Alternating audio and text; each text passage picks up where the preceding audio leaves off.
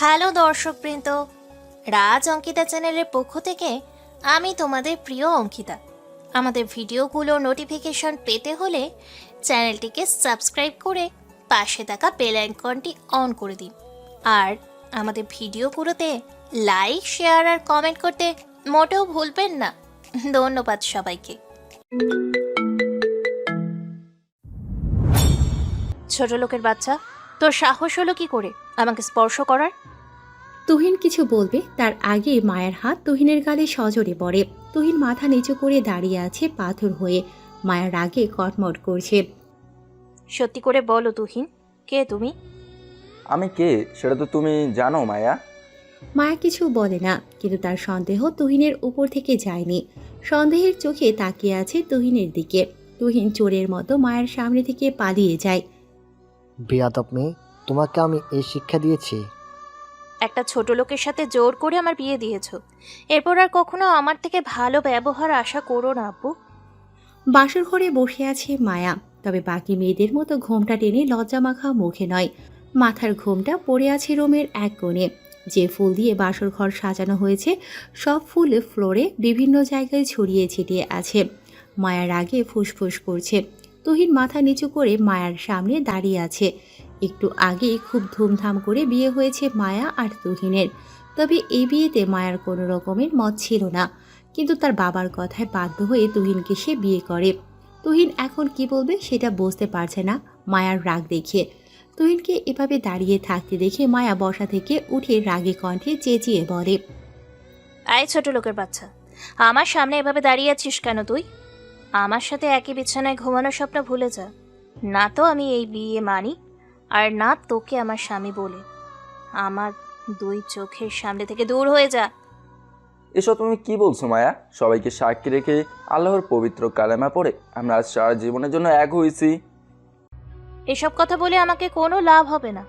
আমার ইচ্ছেতে এই বিয়ে হয়নি, আমাকে বাধ্য করা হয়েছে তোর মতো ফকিরকে বিয়ে করার জন্য। তোর কি মনে হয় তুই আমার মতো মেয়েকে ডিজার্ভ করিস? কোথায় তুই? আমার বাড়ির সামান্য একজন ড্রাইভার, আর আমি কোটিপতি বাবার একমাত্র মেয়ে। আমার বাবা এই সম্পত্তির লোভেই তো আমাকে বিয়ে করেছিস, তাই না? এটা তোমার ভুল ধারণা না মায়া। আমি তোমাকে পছন্দ করি।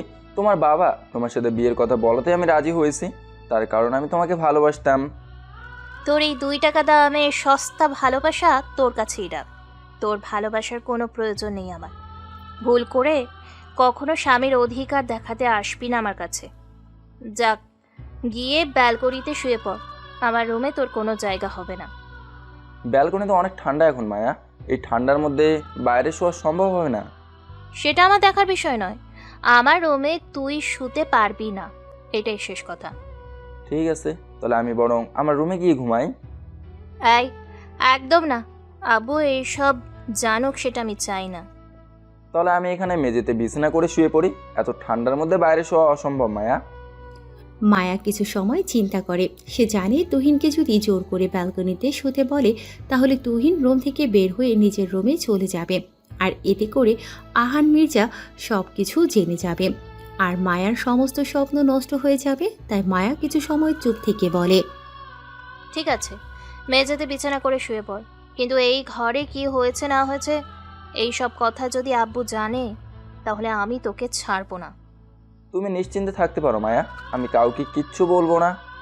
মায়া উল্টো পাশ হয়ে বিছানায় শুয়ে পড়ে। তুহিন মেঝেতে বিছানা করে একপাশে শুয়ে মনে মনে বলে, কত কিছু সহ্য করতে হবে আরও কে জানে। মায়ার মনে আমার জন্য এতটা ঘৃণা জমেছে, জানতাম না। কথাগুলো বলে একটা দীর্ঘশ্বাস ফেলে তুহিন। এরপর চোখ বন্ধ করে ঘুমানোর চেষ্টা করে। অন্যদিকে রুজি মির্জা রাগে কটমট করছে। রুজি মির্জাকে এমন করতে দেখে আহান মির্জা বলে, কি হয়েছে তোমার? কি আর হবে, একটা রাস্তার ফকিরের সাথে আমার মেয়ের বিয়ে দিয়েছো। কি দেখেছো তুমি ওই ছেলেটার মধ্যে? সততা, আমার বিশ্বাস। তুই না আজকে আমাদের এখানে 6 মাস ধরে কাজ করছে, কখনো দেখেছো ওকে আমাদের বিশ্বাস নষ্ট করতে? ওর সততা তুমি দেখোনি। তাই বলে আমাদের মেয়ের সাথেই বিয়ে দিতে হবে? এই বাসা থেকে বের হয়ে গেলে ও কোথায় রাখবে আমার মেয়েকে? না খেয়ে দিন কাটাতে হবে আমার মেয়েকে। তুমি এত কিছু বুঝবে না, আর টাকা পয়সা দিয়ে কখনো সুখ কেনা যায় না। মায়া, তুইনের সাথে সারা জীবন সুখে থাকবে। অনেক বড় জ্যোতিষী হয়ে গেছে তো তুমি, তাই না? ভবিষ্যৎবাণী করে ফেলে মায়া ওই ছোট লোকটার সাথেই সুখে থাকবে। কথায় কথায় তুইনকে ছোট লোক বলবে না। তুইন এখন এই মির্জা বাড়ির জামাই। শুধু জামাই না, সাথে ঘর জামাই বলো। অযথা আমি তোমার সাথে তর্ক করতে চাই না। রাত অনেক হয়েছে, ঘুমিয়ে পড়ো।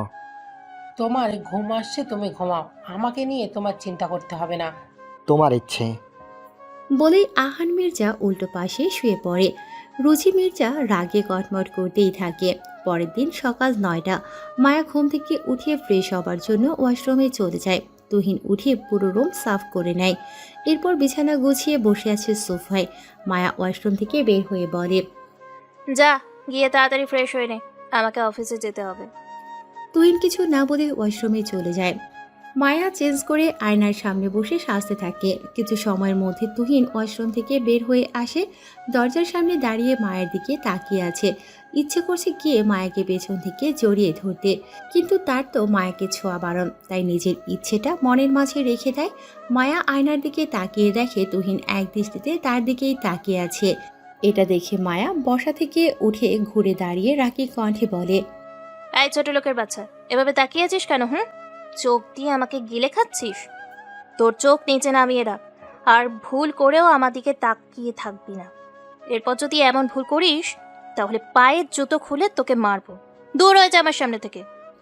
তুহিনের মনটা মুহূর্তেই খারাপ হয়ে যায়। মাথা নিচু করে মায়ার রুম থেকে বের হয়ে চলে আসে। মায়াকে নিয়ে এখন তার অফিসে যেতে হবে, তাই সময় নষ্ট না করে তাড়াতাড়ি রেডি হয়ে নেয়। সবাই নিচে চলে এসেছে। আহান মির্জা, রুচি মির্জা আর মায়া ডাইনিং টেবিলে বসে আছে। তুহিন কিছুটা দূরে দাঁড়িয়ে আছে। তুহিনকে দূরে দাঁড়িয়ে থাকতে দেখে আহান মির্জা বলে, এই কি জামাই বাবাজি, তুমি ওখানে দাঁড়িয়ে আছো কেন? এসো, আমাদের সাথে নাস্তা করবে। ও কেন আমাদের সাথে বসে নাস্তা করবে? তুমি হয়তো ভুলে যাচ্ছ, তুই এখন এই বাড়ির জামাই। আর বাড়ির জামাই সবার সাথে নাস্তা করবে, এটাই স্বাভাবিক। এসো জামাই বাবাজি, বসে নাস্তা করে নাও। সমস্যা নেই স্যার, আমি পরে খেয়ে নেব। এখনো স্যার বলে ডাকবে নাকি? তুমি আমার একমাত্র মেয়ের জামাই। আমাকে এখন থেকে মায়ের মতো আব্বু বলে ডাকবে।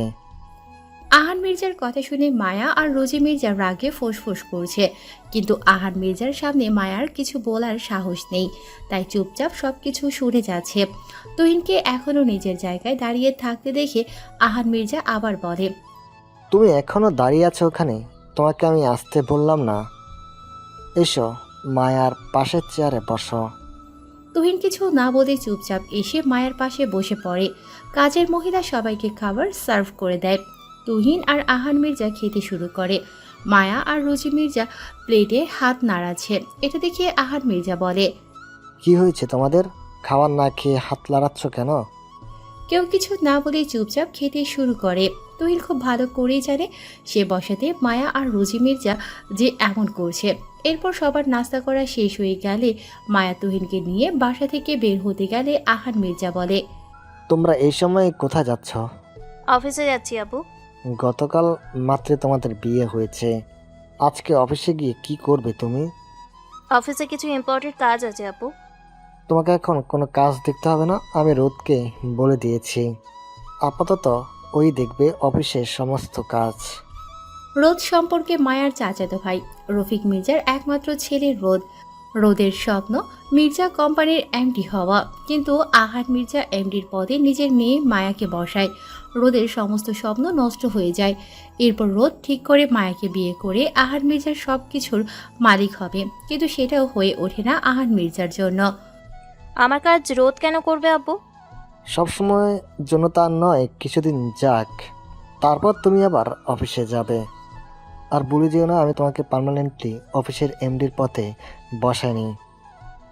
আমি সেটা জানি আব্বু, কিন্তু তুমি তো বলেছো আমি যদি সব কিছু সামলে নিতে পারি তাহলে তুমি আমাকে পার্মানেন্টলি এমডির পদে বসাবে। কিন্তু এখন যদি তুমি আমার কাজ রোদকে দাও তাহলে আমি কি করে তোমার এই শর্ত পূরণ করব? এখন পর্যন্ত তুমি আহামরি কোনো কিছুই করতে পারোনি, সব কিছুর ব্যবস্থা আমাকে করে দিতে হয়েছে। তাছাড়া কয়েকদিন না গেলে তেমন কিছুই হবে না। আহান মির্জার কথা শুনে মায়ার মন খারাপ হয়ে যায়। মায়াকে মন খারাপ করতে দেখে তুহিন এগিয়ে এসে বলে, আব্বু আমি বলছিলাম কি মায়াকে অফিসে যেতে দিন, বেশি দিন তো হয়নি ও অফিসে যাচ্ছে, দেখবেন ধীরে ধীরে সব কিছু ও একাই সামলে নেবে। তুমি মায়াকে এখন অফিসে যেতে বলছো তুহিন? মাত্র গতকাল তোমাদের বিয়ে হয়েছে, আর তোমাদের এখন একাকী সময় কাটানোর সময়, অফিসে গিয়ে কাজ করার নয়। আমরা একাকী সময় কাটানোর জন্য অনেক সময় পাবো আব্বু। মায়া এখন অফিসে না গেলে অনেকটা পিছিয়ে পড়বে, ও তো এখন শিখছে সব কিছু। ঠিক আছে, তোমার কথাতেই আমি মায়াকে অফিসে যেতে দিলাম। মায়া কিছু না বলে রাগে কটমট করতে করতে বাসা থেকে বের হয়ে যায়। তুহিন ও মায়ার পেছনে পেছনে বাসার বাহিরে চলে আসে। মায়া আগে থেকেই গাড়িতে উঠে বসে আছে। তুহিন এসে ড্রাইভিং সিটে বসে গাড়ি স্টার্ট দেয়। ভেবেছিল মায়া তাকে ধন্যবাদ দেবে, কিন্তু তাকে ভুল প্রমাণ করে মায়া বলে, তোমাকে পাকামো করে কথা বলতে বলেছে আমার আর আব্বুর মাঝে? তুহিনের মনটা মুহূর্তেই খারাপ হয়ে যায় মায়ার কথা শুনে। মায়া আবার বলে, আমার কোনো বিষয়ে এরপর থেকে নাক গলাবি না। আমার কাজ আমি করতে পারি, তোকে কেউ বলেনি পাকামো করতে। ভুল হয়ে গেছে, এরপর থেকে আর এমন হবে না। এখন কথা না বলে গাড়ি ড্রাইভ কর, আমার অফিসের জন্য লেট হয়ে যাচ্ছে। তুহিন চুপচাপ গাড়ি ড্রাইভ করতে থাকে। মায়া মোবাইলে কারোর সাথে মেসেজ করতে ব্যস্ত। এই একটা সুবর্ণ সুযোগ পেয়েছি, এই সুযোগটাকে কাজে লাগাতে হবে। একবার যদি তোর চাচুর মন জয় করতে পারিস তাহলে দেখবি তোকেই এই অফিসের এমডি পদে বসিয়ে দিবে পার্মানেন্টলি। তুমি কোনো চিন্তা করো না আব্বু, আমি একবার যখন এই চেয়ারে বসেছি তখন এত সহজে এই চেয়ার থেকে উঠছি না। আহান মির্জার ইচ্ছেতে এই চেয়ারে বসেছি, আমার ইচ্ছে ছাড়া এই চেয়ার থেকে উঠবো না।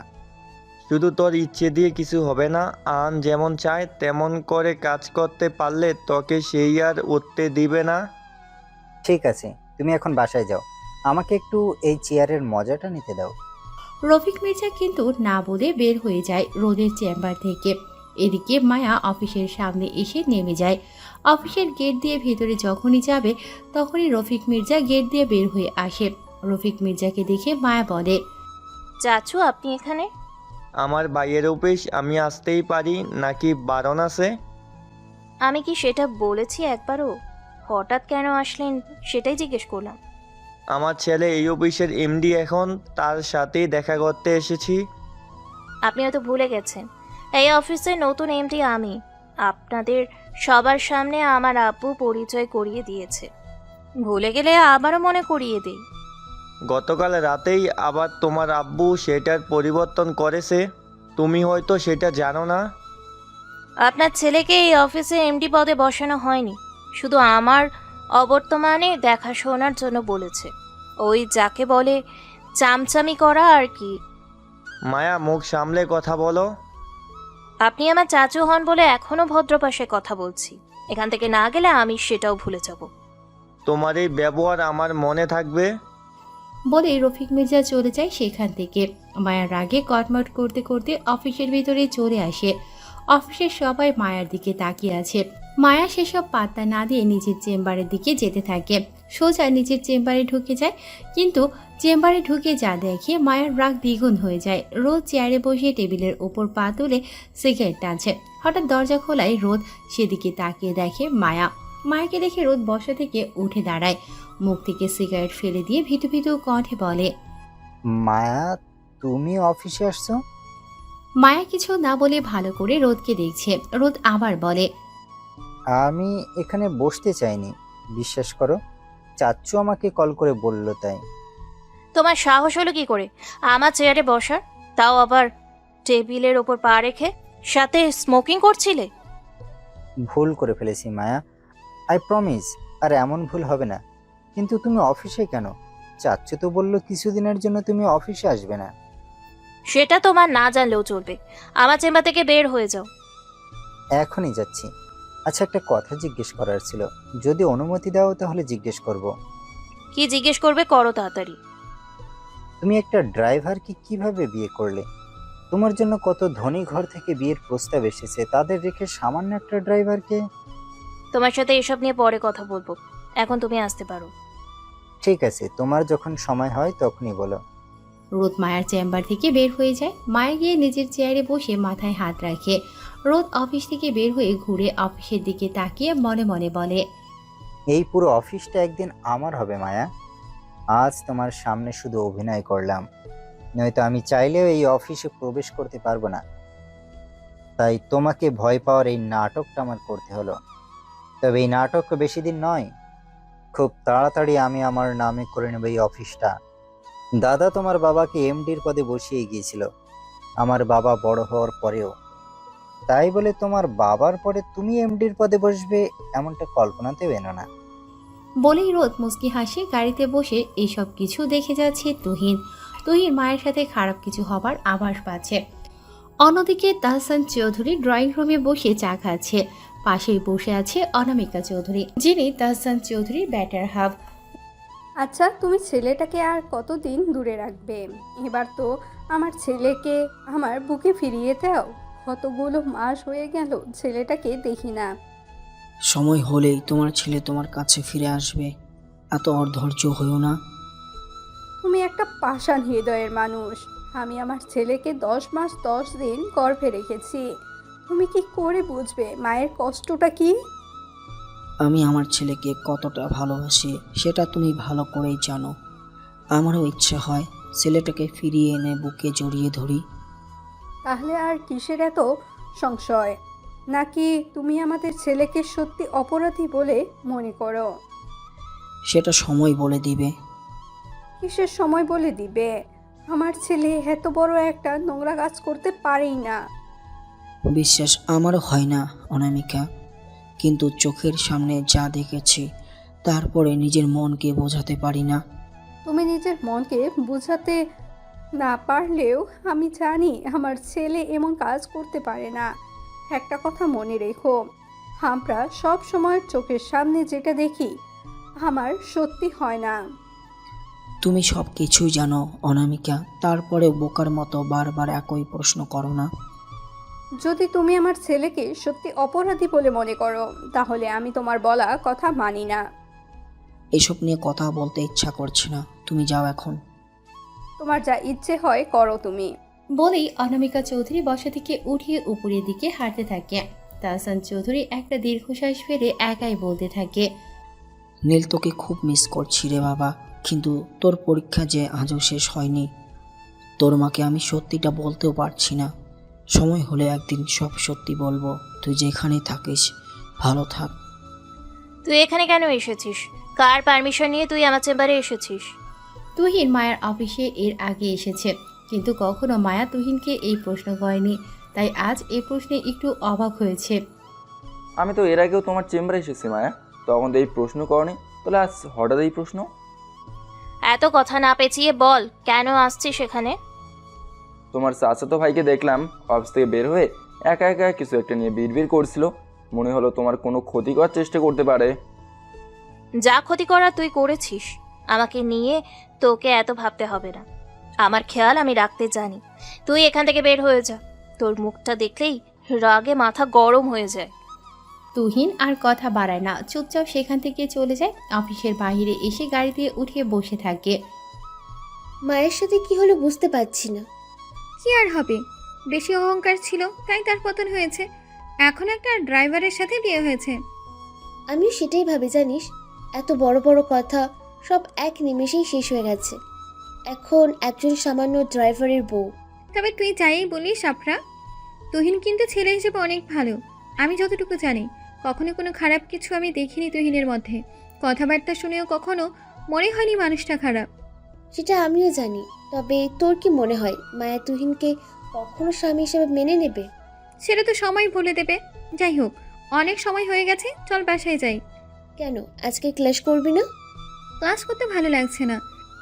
ঠিক আছে চল তাহলে, আমিও বাসায় চলে যাব। কথা শেষ করে দুজন বসা থেকে উঠে দাঁড়ায়। কলেজ গেট পার হয়ে একটা রিক্সা নিয়ে দুজনে বাসার দিকে যেতে থাকে। এতক্ষণ যে দুজন কথা বলছিল এর মধ্যে একজনের নাম তুবা আর অপরজনের নাম আফরা। দুজনেই মায়ার বেস্ট ফ্রেন্ড। এত সময় ধরে থম ধরে দাঁড়িয়ে আছো কেন? যেটা বলার জন্য এসেছো সেটা বলো। তোমার মেয়ে কিন্তু আমাকে অপমান করে অফিস থেকে বের করে দিয়েছে। মায়া তোমাকে অপমান করে অফিস থেকে বের করে দিয়েছে? কিন্তু কেন? কেন আবার কি? আমি অফিসে গিয়েছি তাই? তুমি তো এর আগে অফিসে গিয়েছিলে ভাইয়া, কই তখন তো তোমাকে অপমান করেনি, তাহলে আজ হঠাৎ কেন? তুমি কি বলেছ ও মায়াকে? আমি মায়াকে কোনো কিছুই বলিনি, শুধু এটাই জিজ্ঞেস করেছি ও আজকে অফিসে কেন গিয়েছে। তারপরে যা বলার তোমার মেয়ে বলেছে। ঠিক আছে ভাইয়া, মায়া বাসায় আসুক, তারপর আমি ওর সাথে কথা বলছি। মেয়েকে একটু ভালো করে শিক্ষা দিও, বড়দের সাথে কিভাবে কথা বলতে হয় সেটাও জানে না তোমার মেয়ে। এটা অন্তত আমাকে তোমার থেকে শিখতে হবে না। তুমি যাও, আমি দেখছি। রফিক মির্জা অফিস থেকে বের হয়ে সোজা আহান মির্জার বাসায় চলে আসে। আর তারপরেই এত কথা হলো। রফিক মির্জার রাগে কটমট করতে করতে বাসা থেকে বের হয়ে যায়। অন্যদিকে রোদ একটা গাছের নিচে বসে আছে। পকেট থেকে মোবাইল বের করে আহান মির্জাকে কল করে। আহান মির্জা কল রিসিভ করে বলে, হ্যাঁ রোদ, বল। আচ্ছা চাচু, তুমি আমাকে অফিসে যেখানে পাঠিয়েছিলে বলো তো, মায়া তো অফিসে এসে আমাকে ঘাড় ধরে বের করে দিল। কি বলছিস তুই? মায়া তোকে ঘাত ধরে বের করে দিয়েছে? তোমার কি মনে হয় চাচু, আমি তোমাকে মিথ্যা বলছি? তুমি আমাকে মায়ের জায়গায় অফিসে পাঠালে, আমিও নিজের মতো করে কাজ করছিলাম। মায়া আমাকে নিজের চেম্বারে দেখে কত রাগারাগি করলো, আমাকে জানাও তাই বলে অপমান করে ঘাড় ধাক্কা দিয়ে অফিস থেকে বের করে দিল। তুইও গাধার মতো অফিস থেকে বের হয়ে এলি? তুই মায়াকে বলতে পারলি না আমাকে কল করার জন্য? আমি কি বলবো মায়াকে, তুমি বলো তো? তুমি মায়াকে এমডির পদে বসিয়েছো, এখনো যা বলবে তাই তো শুনতে হবে, তাই না? তবে আমি এটা বলেছিলাম যে আমাকে চাচ্চু বসিয়েছে, আর আমি চাচ্চুর কথা ছাড়া যাব না। এজন্য রেগে গিয়ে আমাকে ঘাড় ধাক্কা দিয়ে বের করে দিল। এই মেয়েটার যন্ত্রণায় আমি পাগল হয়ে যাব। আচ্ছা ঠিক আছে, তুই এখন বাসায় চলে যা, আমি দেখছি। ঠিক আছে চাচ্চু, আমি বাসায় চলে যাচ্ছি। কল কেটে আহান মির্জা মাথায় হাত রেখে চিন্তায় ডুবে যায়। অন্যদিকে রোদ মোবাইলের দিকে তাকিয়ে মুসকে মুসকে হাসে আর মনে মনে বলছে, আগুন জায়গা মতো লাগিয়ে দিয়েছি মায়া, আর এই আগুনে তোকে চলতে হবে। আমার স্বপ্ন মির্জা গ্রুপের এমডি হওয়া, আর আমার এই স্বপ্ন কেউ অপূর্ণ করতে পারবে না। আজ না হয় কাল এই মির্জা গ্রুপ হবে সবটাই আমার। আমি হব মির্জা গ্রুপের একমাত্র মালিক। তখন তোকে আর তোর বাবাকে ঘাড় ধাক্কা দিয়ে ওই মির্জা বাড়ি থেকে বের করে দেব। আমার বাবা যে ভুল করেছে, আমি সে ভুল করব না। আমি তোদের সাথে তাল মিলিয়ে চলবো, আর সঠিক সময়ের অপেক্ষা করব। সঠিক সময় আসলেই আমি আমার সকল কার্য হাসিল করে নেব। আমি হব একদিন মির্জা গ্রুপের কিং। রাত প্রায় 9:30টার কাছাকাছি। ড্রয়িং রুমে বসে আছে আহান মির্জা। তখনই সিঁড়ি দিয়ে নিচে নেমে আসে মায়া আর তুহিন। এসে দুজন মুখোমুখি হয়ে সবাই বসে পড়ে। আমাদের ডেকেছো কেন আপু? খুব তাড়া মনে হচ্ছে তোমার? না, তারা থাকবে কেন? তুমি ডেকেছো নিশ্চয় তো কোনো একটা কারণ আছে, তাই না? তাই জিজ্ঞেস করলাম। তুই সত্যি করে একটা কথা বলো তো বাবা, অফিসে যাওয়ার পরে আজ কি কি হয়েছে? আমি তো অফিসের ভেতরে যাইনি আব্বু, তাই আমি বলতে পারবো না সঠিক কী হয়েছে। হ্যাঁ, তবে রফিক চাচ্চুর সাথে মায়ের কথাকাটি হয়েছে অফিসের বাইরে। দোষ অবশ্য রফিক চাচ্চুরই ছিল। আমাকে একটু সব কিছু খুলে বলবে? প্রথমে মায়া জিজ্ঞেস করেছিল উনি অফিসে কেন এসেছে। এরপর মায়াকে রফিক চাচ্চু জিজ্ঞেস করে মায়া অফিসে কেন এসেছে। মায়া বলেছে তার অফিসে তো আসবেই। মায়া কি কোনো বিয়াদবি করেছে রফিক ভাইয়ের সাথে? এসব তুমি তুহিনকে কেন জিজ্ঞেস করছো আপু? যা হয়েছে আমার সাথে হয়েছে, আমাকে জিজ্ঞেস করো। তোমাকে যতক্ষণ কথা না বলা হবে তুমি ততক্ষণ চুপ করে বসে থাকো। আর নিজের কথা শুনে মায়ের আগে কটমট করতে থাকে। নিজের মেয়েকে রেখে একটা ড্রাইভারকে তার সম্পর্কে জিজ্ঞাসা করে, কিন্তু মায়াকে ওকে কিছু বুঝতে না দিয়ে স্বাভাবিকভাবেই চুপচাপ বসে থাকে। আহান মির্জা আবার বলে, বলো তুহিন। আমি তো তেমন কিছু দেখিনি, উল্টো রফিক চাচ্চুই মারছে। রোদের সাথে কি হয়েছে? রোদের সাথে কি হয়েছে আমি সঠিক বলতে পারবো না আব্বু, তবে দেখলাম রোদ অফিস থেকে স্বাভাবিকভাবেই বের হয়ে এলো। মায়া, তুমি নাকি রোদকে গাড় ধাক্কা দিয়ে অফিস থেকে বের করে দিয়েছ? এটা সম্পূর্ণ মিথ্যে কথা আব্বু। আমি অফিসের ভেতরে ঢুকে দেখি রোদ টেবিলের ওপর পা রেখে সিগারেট খাচ্ছিল। আমি ওটা নিয়ে রাগারাগি করেছি, তবে আমি রোদকে ঘাড় ধাক্কা দিয়ে অফিস থেকে বের করিনি। ঠিক আছে, তোমরা যাও। তোমাকে এইসব উল্টাপাল্টা কথা কল করে বলেছে? আমি তোমাকে যেতে বলেছি। কে কি বলেছে সেটা জিজ্ঞেস করতে বলিনি। মায়া আর কিছু না বলে চুপচাপ উঠে নিজের রুমে চলে যায়। তুহিন খেয়াল করে আহান মির্জা খুব চিন্তায় মশগুল হয়ে যায়। আপনি কি কিছু নিয়ে চিন্তা করছেন আব্বু? মেয়েটাকে নিয়ে খুব চিন্তায় আছি। আচ্ছা, ভাইজান এসেছিল, মেয়েটার নামে বিচার দিয়ে গেছে। রোদও কল করে অনেক কিছুই বলল। এসব নিয়ে চিন্তা করবেন না আব্বু, দেখবেন আস্তে আস্তে সব কিছু ঠিক হয়ে যাবে। আর কবে ঠিক হবে? আমি আর কদিন বাঁচবো? তারপর এসব কিছু মায়া কিভাবে সামলাবে সেটাই বুঝতে পারছি না। একটা কথা কি জানেন আব্বু, সারাটা জীবন মানুষ মোহ মায়ার পিছনে ছুটতে থাকে। মানুষ ভুলে যায় কি নিয়ে এসেছিল আর কি নিয়ে চলে যেতে হবে। মাটি দিয়ে বানানো হয়েছে আর সে সেই মাটিতেই মিশে যাবে। শুধু শুধু এত চিন্তা, এত টাকা পয়সা করার পিছনে ছোটা। জানেন আব্বু, আমি কোনো এক কবরস্থানের বাইরে দেখেছি লেখা ছিল, গন্তব্য তো তোর এখানেই ছিল, শুধু জীবনটা শেষ হয়ে গেল আস্তে আস্তে, আর তোর আপন মানুষরাই দাফন করে দিয়ে গেল যেতে যেতে। তোমার কথাবার্তা আমাকে আরো চিন্তায় ফেলে দিল। আমি এমন কি বললাম আব্বু? তুমি বলেছ তুমি কখনো লেখাপড়াই করনি, তাহলে এত জ্ঞানের কথা তুমি কিভাবে জানো? এসব জানতে হলে লেখাপড়া করতে হয় না আব্বু। তুমি এটা অবশ্যই ঠিকই বলেছ। যাই হোক, রাত হয়ে যাচ্ছে, যাও গিয়ে শুয়ে পড়ো। ঠিক আছে আব্বু, যাচ্ছি। আপনি আর জেগে থাকবেন না, যান গিয়ে শুয়ে পড়ুন। তুই চুপচাপ বসে থাকবি? কিচ্ছু কি করবি না তুই? ওই ছোট লোকটার সাথে সারা জীবন সংসার করবি তুই? ওর সাথে সংসার করব আমি? আমু, তুমি কি পাগল হয়ে গেছো? তাহলে এখনো কেন চুপচাপ আছিস? বিয়ের 2 দিন হচ্ছে, তুই ওই ছোট লোকটার সাথে একই রুমে একই বেডে থাকছিস। তোমার কি মনে হয় আমু, ওই ছোট লোককে আমার বেডে শুতে দিয়েছি? ওর জায়গা কখনো আমার বেডে হবে না। এখানে নিজের চাদর বিছিয়ে তারপর শুয়ে থাকে।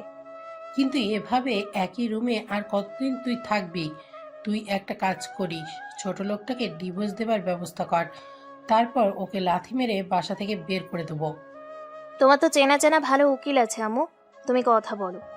ঠিক আছে, কাল বিকেলে তুই আমার সাথে একবার চল, যে উকিলের সাথে দেখা করে কথা বলে আসি। ঠিক আছে আমু, আমি ফ্রি হয়ে তোমাকে কল করব। ঠিক আছে, আমি এখন রুমে যাচ্ছি, ঘুমিয়ে পড়। বলে রুচি মির্জা মায়ার রুম থেকে বের হয়ে যায়। রুম থেকে বের হতেই তুহিনের সাথে মুখোমুখি হয়। তুহিনকে দেখে রুচি মির্জা তেলে বেগুনে জ্বলে ওঠে। তুমি খুব ভালো করেই বুঝতে পারছো নিজে নিজে তার উপর রেগে আছে। আম্মু, আপনি মায়ের সাথে ছিলেন? ওই ছোট লোক কে তোর আম্মু? তুই আমার বাসার ড্রাইভার মাত্র। এরপর আর কখনো যদি আম্মু বলে ডেকেছিস, তাহলে আমি তোর গালে থাপ্পড়ে লাল করে দিব। সর আমার সামনে থেকে। তুহিন কিছু না বলে চুপচাপ সামনে থেকে সরে যায়। রুচি মির্জা তুহিনের দিকে রাগী চোখে তাকিয়ে থাকতে থাকতে নিজের রুমে চলে যায়। তুহিন একটা মুচকি হাসি দিয়ে রুমের ভিতরে প্রবেশ করে। রুমে প্রবেশ করেই দেখে মায়ের রাগী মুখে বসে আছে।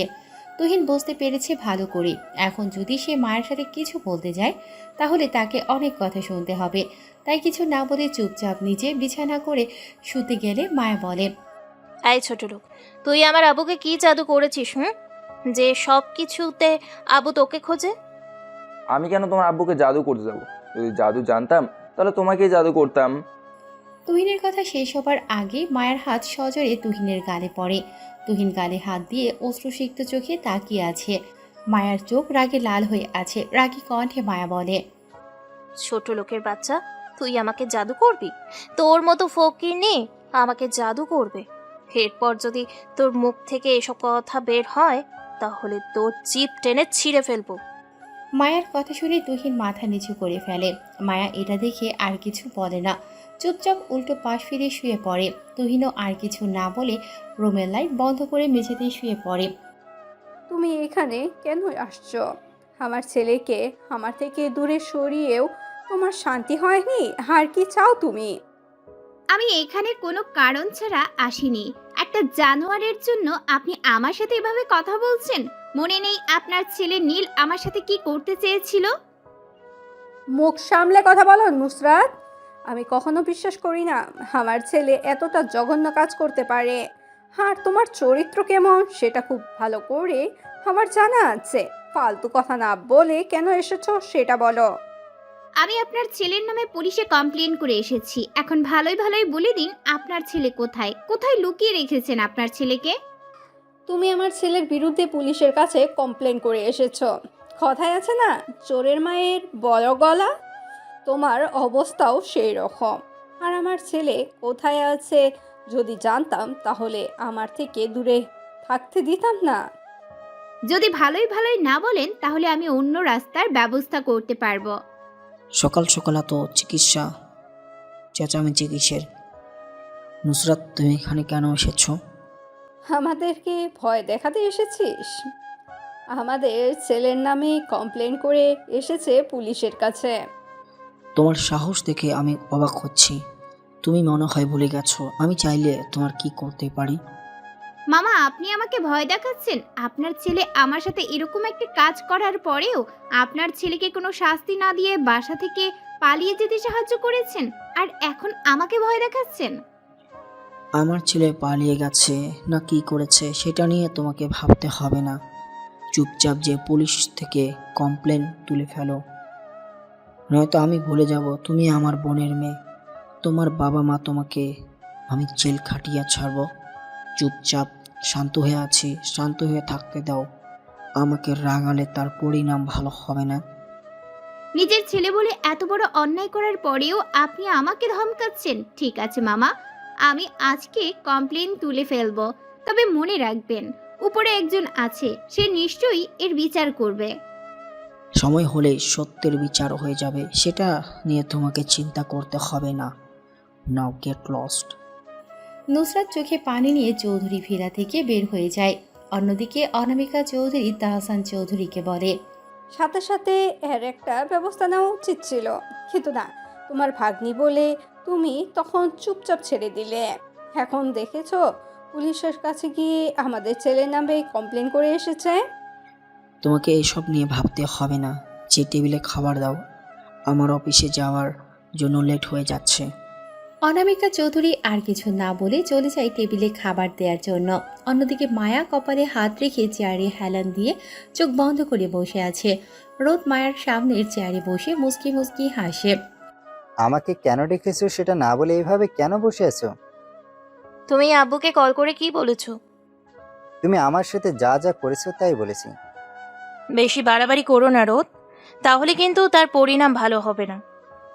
আমি অবাক হচ্ছি তোমার সাহস দেখে, তুমি আমাকে ধমকাচ্ছ। আচ্ছা সত্যি করে বলো তো, তুমি কি মনে করো আমাকে?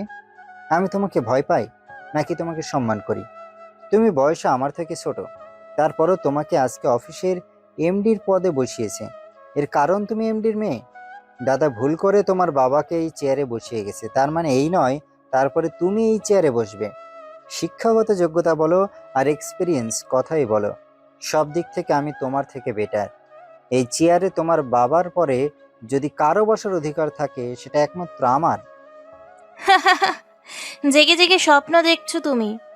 এই চেয়ারটা শুধুই আমার। জেগে স্বপ্ন দেখা আমার কাজ না। তোমাকে যে প্রজেক্টে দেওয়া হয়েছে সেই প্রজেক্টে যদি তুমি সাইন করাতে না পারো, তোমার আব্বু এমনি তোমাকে লাথি মেরে চেয়ার থেকে নামিয়ে দেবে। আই হোপ তোমার দ্বারা এই প্রজেক্ট সাইন করানো কখনো সম্ভব হবে না। এই মায়া পারে না এমন কোনো কাজ নেই। এর আগেও 3টা প্রজেক্ট আমি সাইন করিয়েছি, কোনো রকম টাকা পয়সা ছাড়া, আমার যোগ্যতা দিয়ে, যেটা তোমাকে দিয়ে হয়নি। তোমার সাথে চ্যালেঞ্জ রইল, তুমি যদি এই প্রজেক্ট পানি পড়াতে পারো, আমি আর কোনো দিন এই চেয়ারে বসার কথা বলবো না। Challenge accepted. তুমি এখন আসতে পারো। এখন তো আমি যাচ্ছি, তবে তোমার হাতে আর মাত্র 7 দিন বাকি আছে। এর মধ্যে যদি তুমি প্রজেক্টে সাইন করতে না পারো, তাহলে তোমাকে এই চেয়ার ছেড়ে সারা জীবনের জন্য উঠে যেতে হবে। কথা শেষ করে এই রোদ বসা থেকে উঠে দাঁড়ায়। মায়া ওদের দিকে তাকিয়ে আছে। রোদ আরও সমালোচনা করে মায়ের রুম ত্যাগ করে। মায়া চিন্তায় পড়ে যায়। রোদ এতটা শিওর হয়ে কিভাবে বলতে পারে যে মায়া এই প্রজেক্টর সাইন করাতে পারবে না। মায়া চোখ বন্ধ করে চেয়ারে হেলা দিয়ে চিন্তায় ঢুকে যায়। তোমাকে একটা কথা বলার ছিল। কি বলবে?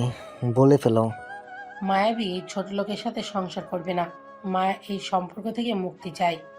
এটা মায়ার কথা নাকি তোমার? এটা সম্পূর্ণই মায়ার ডিসিশন। তোমার বা আমার কোনো অধিকার নেই ওর ইচ্ছেতে বাধা দেওয়ার।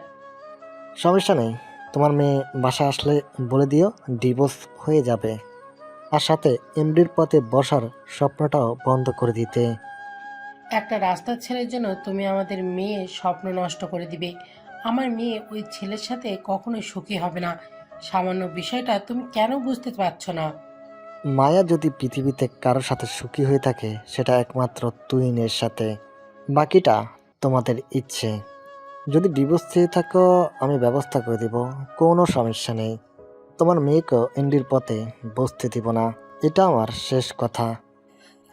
কথা শেষ করে আহান মির্জা বসা থেকে উঠে দাঁড়ায়। রুজি মির্জা রাগের দাঁত বের করছে। এসব আহান মির্জা পাত্তা না দিয়ে সোজা নিজের রুমে চলে যায়। রাত প্রায় 10টা। ছাদের ওপর দাঁড়িয়ে জামাই শ্বশুর সিগারেট খাচ্ছে। তুহিন আর আহান মির্জা। এত জরুরিভাবে ডাকার কারণ কি আব্বু? এত তারা কিসের তোমার? জামাই বাবাজি, সিগারেট একটা টান দিলাম। জলি কিছু কথা আছে বলেই তো তোমাকে ডেকেছি, তাও সাদে। তখনই বুঝতে পারছি।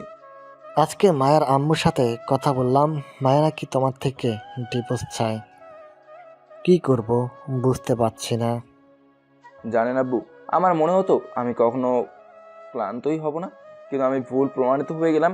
জানি না কেন খুব ক্লান্ত হয়ে গেছে এই জীবন থেকে, নিজের স্বপ্নগুলো থেকে, নিজের আশাগুলো থেকে।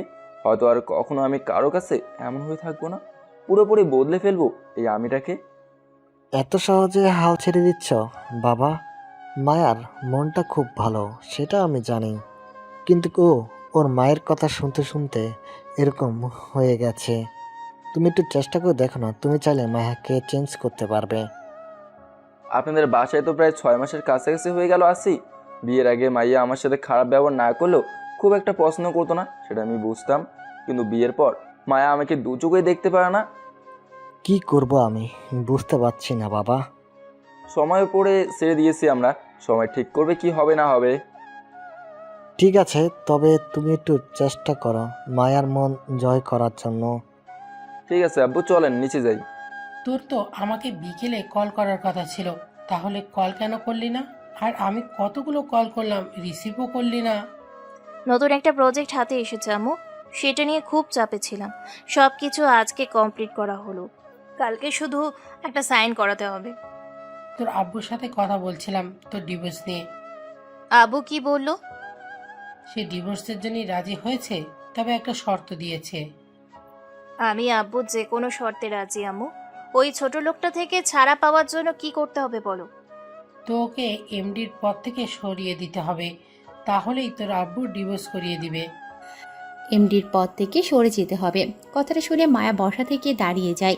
রোজি মির্জা এতে একটু অবাক হলো না, কারণ সে জানে মায়াকে এমডির পদ থেকে সরে যেতে বললে মায়া রিয়েকশনটা ঠিক এরকমই হবে। এমটির পদ থেকে সরে যেতে হবে মানে? আব্বু তোমাকে এটা বললো আর তুমি কিছু না বলে চলে আসলে? আমাকে কিছু বলার সুযোগ দিলে তো তোর আব্বু। এমটির পদে বসা আমার স্বপ্ন আম্মু, আমি এই পদ ছাড়তে পারবো না। তাহলে ছোট লোকটার সাথেই তোকে সংসার করতে হবে। সামাজতে দাও আম্মু, আগে পুরোপুরিভাবে এমটির পদে বসে নেই। যখন আব্বু চাইলেও আমাকে এমটির পদ থেকে সরাতে পারবে না, ঠিক তখনই আমি ছোট লোকটাকে লাথি মেরে এই বাসা থেকে বের করে দেব ডিভোর্স দিয়ে। এটাই ভালো হবে মনে হয়। এখন তাহলে চুপচাপ নিজের স্বপ্নটা পূরণ কর, আর ভুল করে ওই ছোট লোকটার তোর আশেপাশে আসতে দেবে না। ওই ছোট লোকটা ছলে বলে কৌশলে তোকে ওর মায়ায় ফেলার চেষ্টা করবে, তুই ভুল করে ওর ফাঁদে পা দিবি না। আমি ছোট বাচ্চা না আম্মু, ওই হাজার চেষ্টা করলেও আমাকে ওর মায়ায় ফেলতে পারবে না। আমি এখন রুমে যাচ্ছি, আবু এসে সব শুনে ফেললে সমস্যা হয়ে যাবে।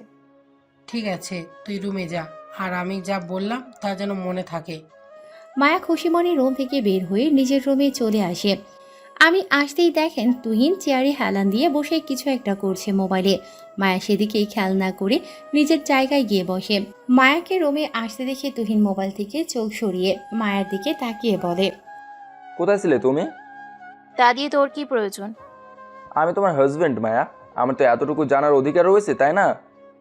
তোর অধিকার তোর কাছেই রাখ, না তো তোকে আমি আমার স্বামী বলে মানি, আর না কখনো মানব। তাই ভুল করেও আমার কাছে স্বামীর অধিকার পলাতে আসবে না, তাহলে এর পরিণাম ভালো হবে না। আমাকে যদি স্বামী হিসেবে নাই মানবে তাহলে বিয়ের আগে আমাকে বলতে, আমিও তোমার বাবাকে না বলে দিতাম এই বিয়ের জন্য। তোর সাহস তো কম না, তুই আমার মুখে মুখে তর্ক করিস। কথা শেষ করে মায়া বসা থেকে উঠে তুহিনের সামনে এসে দাঁড়ায়। তুহিনের গালে থাপ্পড় দিতে গেলে তুহিন মায়ার হাত ধরে ফেলে। এটা দেখে মায়া আরও রেগে যায়। এক ঝটকায় তুহিন এর হাত থেকে নিজের হাত ছাড়িয়ে নিয়ে রাগী কণ্ঠে মায়া বলে, ছোট লোকের বাচ্চা, তোর সাহস হলো কি করে আমাকে স্পর্শ করার?